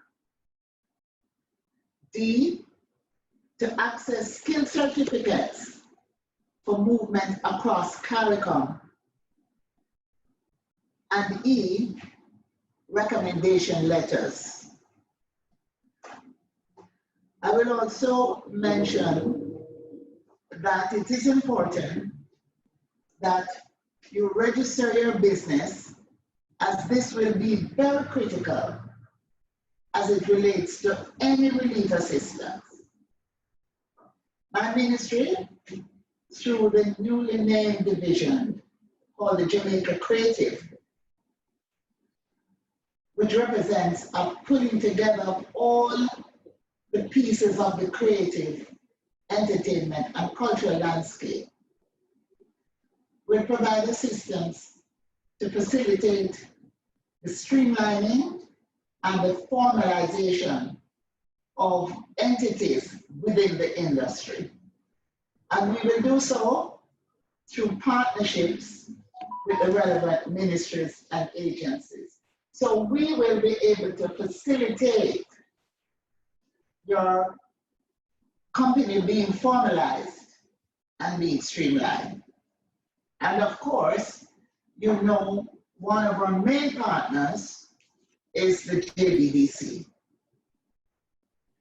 So I've popped into your meeting. I've sort of been talking, I'm not being interrupted. And I hope you've listened keenly and you've taken the things that I've said into account. And I look forward to speaking to all of you during my virtual town hall meetings. We will announce the dates, and there will be a series of town hall meetings, virtual town hall meetings. In the meantime, I want you all to stay safe. I want you to stay inside. I want you to continue to be creative. And I want you to see this time where you can, where there's a vacuum, it creates an opportunity. Seize the moment. Okay? Thanks. Thank you so much, Minister. Thank you so much.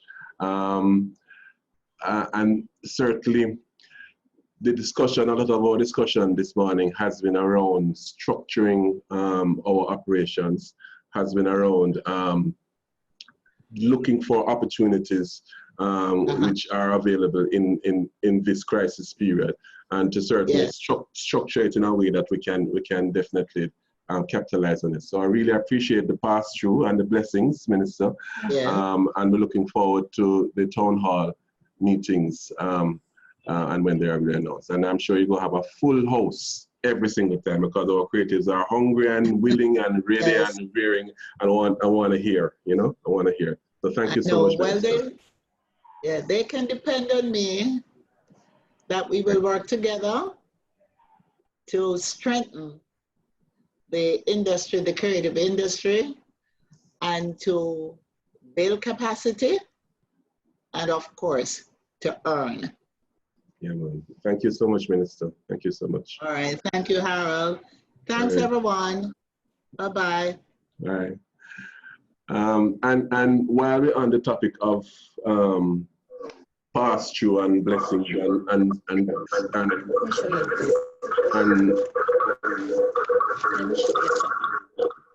and guests, we have another guest passing through our session. And this gentleman happens to be the Minister of State of the Ministry of Industry, Commerce, Agriculture, and Fisheries. And I believe he himself is a creative. He doesn't want to admit it and don't want to tell us what his particular creative skill is, but certainly has a lot of passion for the creative industries. And under the Ministry of MICAF is where JBDC falls, and he's our minister. Welcome, Minister Floyd Green, to bless us. Thank you very much, Harold. I'm happy to join, happy to be a part, and what is it now? Afternoon to all the participants. Happy to be here. Well, let me just say, Harold. Firstly, let me congratulate JBDC. I think this is a really good move, and I hope that this is what I expect, that this will be the first of many. I think one of the positives of this time is that a lot of our creatives have a little bit more time on our hands, where we can really look at bettering our craft. I think it's an opportune time for JBDC to take a number of the services that we deliver and that we would normally deliver in person, and to deliver them via medium like this, so that our creatives can take advantage of some of our programs, and especially people who wouldn't normally get the opportunity to so do. So I think this is a great start and a great plus, and this is just a very positive move.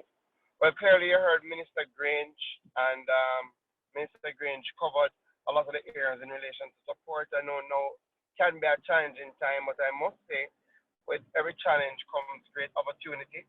And what I have seen is a lot of our creatives have been really taking their talent to the virtual space, and that has been working tremendously well. In fact, when you go on Instagram now, every night you will have a significant amount of people who are there, whether it be DJs or comedians or talk show hosts, who are really plying their trade. And I think when we can find different ways, Harold, to help our creatives monetize a number of those outings, I think that will help during this time.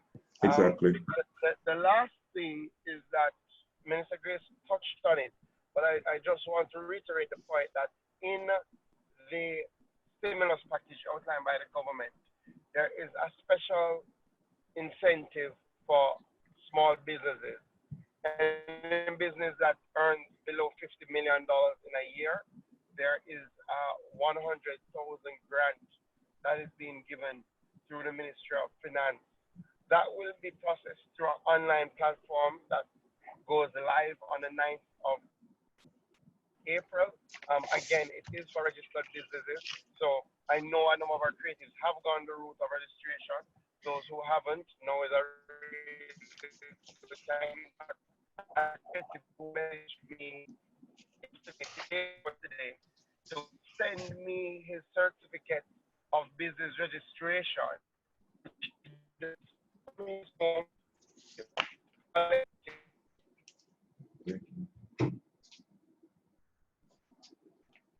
Minister, will have Sorry, the application was online by the company's office. He paid online, and he could have had the certificate couriered to him, but he decided just to go and collect that certificate of business name registration. So, you know, he's now registered, and I would suggest again to our creatives to register. But there is already for small businesses in the stimulus package a grant of 100,000 that will be provided. So I hope most of our creatives who are registered will take advantage of this.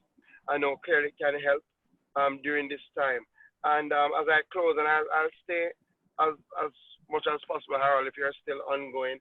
As I close, I think now is a really good time for all creatives to work on their craft. I think it's a good time to do research.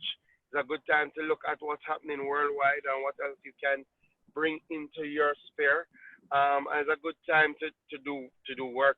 I know a lot of creatives have been focusing on the work, and I think part of what we will have to help Harold is, again, those principles of marketing, getting their names out, getting their products out. Those branding. Can offer online branding.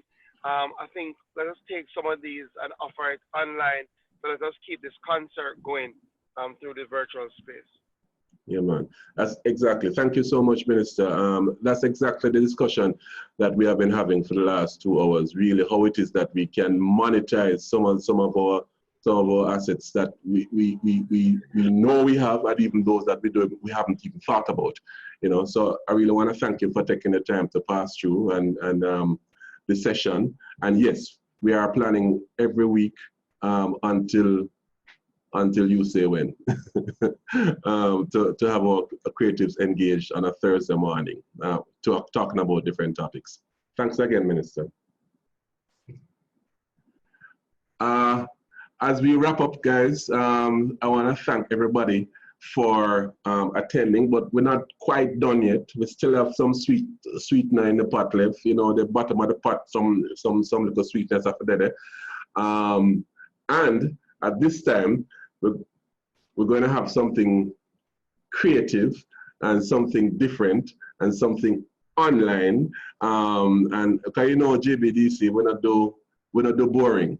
So every occasion that we have, whether virtual or offline, has to be with some form of entertainment beyond the lively conversation that we have had. So I want to welcome back one of our panelists in a different capacity.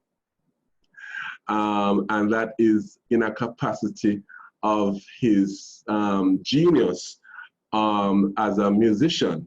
So, and he's not only, by the way, I must share with you that Suretsi is not only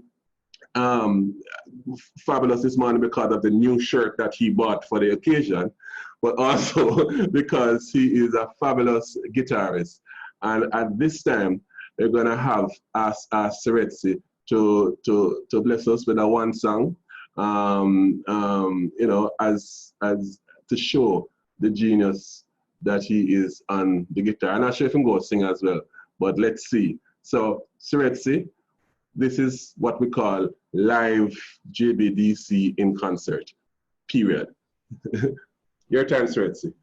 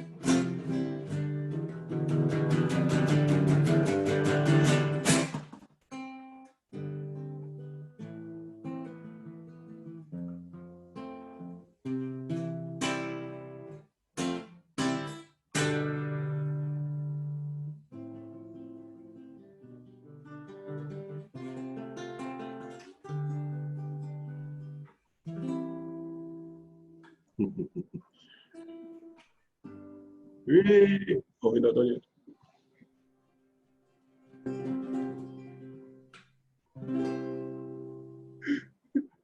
Hey. As a Surrettist one. Sorry to talk in the minute before I thought you had creation, you know. Anyhow, thank you very much, Surrettist. So before you go, one last little exercise I wanted to do a 2-question poll for us. The first is important for us to kind of rate this session. And the second, can you launch it, David? And the second asks whether or not you have completed the creative industry survey that we had launched with, Jerian mentioned it earlier. We have launched, we are doing a mapping of the cultural and creative industries, ourselves and British Council, with in partnership with a number of government agencies, including the Ministry of Culture, but also using our consultants from the UK, Nordic City, to help us to map. And the first exercise is to get a sense, a survey as to where we are at as the industry. So the first question is to ask you how this session was for you.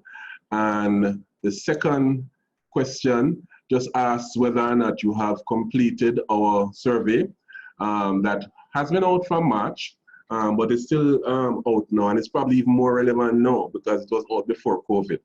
It's even more relevant now than it was when we originally launched. And if you have not, I believe David is going to post a link in the chat. David, he already posted him there on the ball, there on the thing. A link in the chat so that you can click on it, or if it doesn't click, just copy and paste in your browser and do the survey when we're done. So I want to thank you for participating in this, the first of our JBDC in concert. Thank you to our panelists.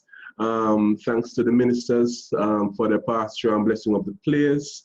Thanks to our communications team, Suzette, Sancia, Andre.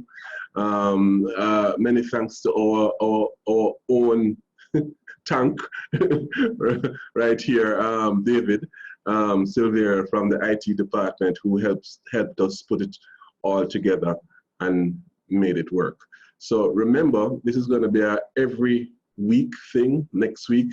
Suzette and Sansi, I think, is a great idea for the participants, perhaps to suggest recommendations as to topics that they would probably like some some more information on. So I think that's a good opportunity for us to do that, to make sure that the sessions are indeed as relevant as they can be and as useful and as effective as they can be. Somebody posts in the chat earlier when I was saying that many creatives are indeed anxious and scared. The combination of anxiety and a little scared means that adrenaline is up. That means that is the time that we are most creative. Adrenaline are flow, so ideas are common, you know, and that type of thing. It is important for us to use some of the nuggets shared by our panelists this morning into afternoon, right now, to implement them right now. Start structuring your thing right now. Start structuring your content right now. Start looking at live options, as Alicia has mentioned, Fiverr.com right now. It's a time for opportunity. It's a time for growth. We must, at the other side of this crisis, come out stronger, more resilient, and certainly with greater potential for growth at the end of this crisis period. So thank you so much. Thank you for your comments. Thank you for your questions. Thank you for your participation. Thank you. And that's all, folks. I hope you have done the survey, have you? Nobody has done the poll. What happened? No, I work with it. Nobody did the poll? You sure they can see it? I can't see the poll, so try it again. Try pushing it again. Oh, the host can't see it, Alicia. Oh, okay. Okay.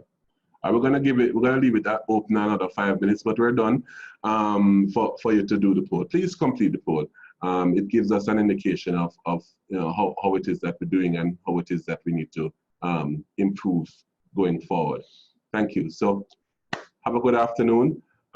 Keep safe. Remember the curfew is 8 o'clock. So nobody go on road after 8 o'clock, but it ends at 6 o'clock in the morning for 7 days. A quick story, like how we finish with a quick story. I happened to be in PriceSmart when the announcement was made by the Prime Minister about the curfew, and everybody who was in PriceSmart got a little anxious because they thought he said that the curfew would start 8 o'clock last night and end next week 6 o'clock in the morning. In other words, we're on lockdown for 8 days. So persons were really concerned. So I had to say, no, my girl, it's not really so it mean, you know, so on. But again, thank you so much. Keep safe and cheers.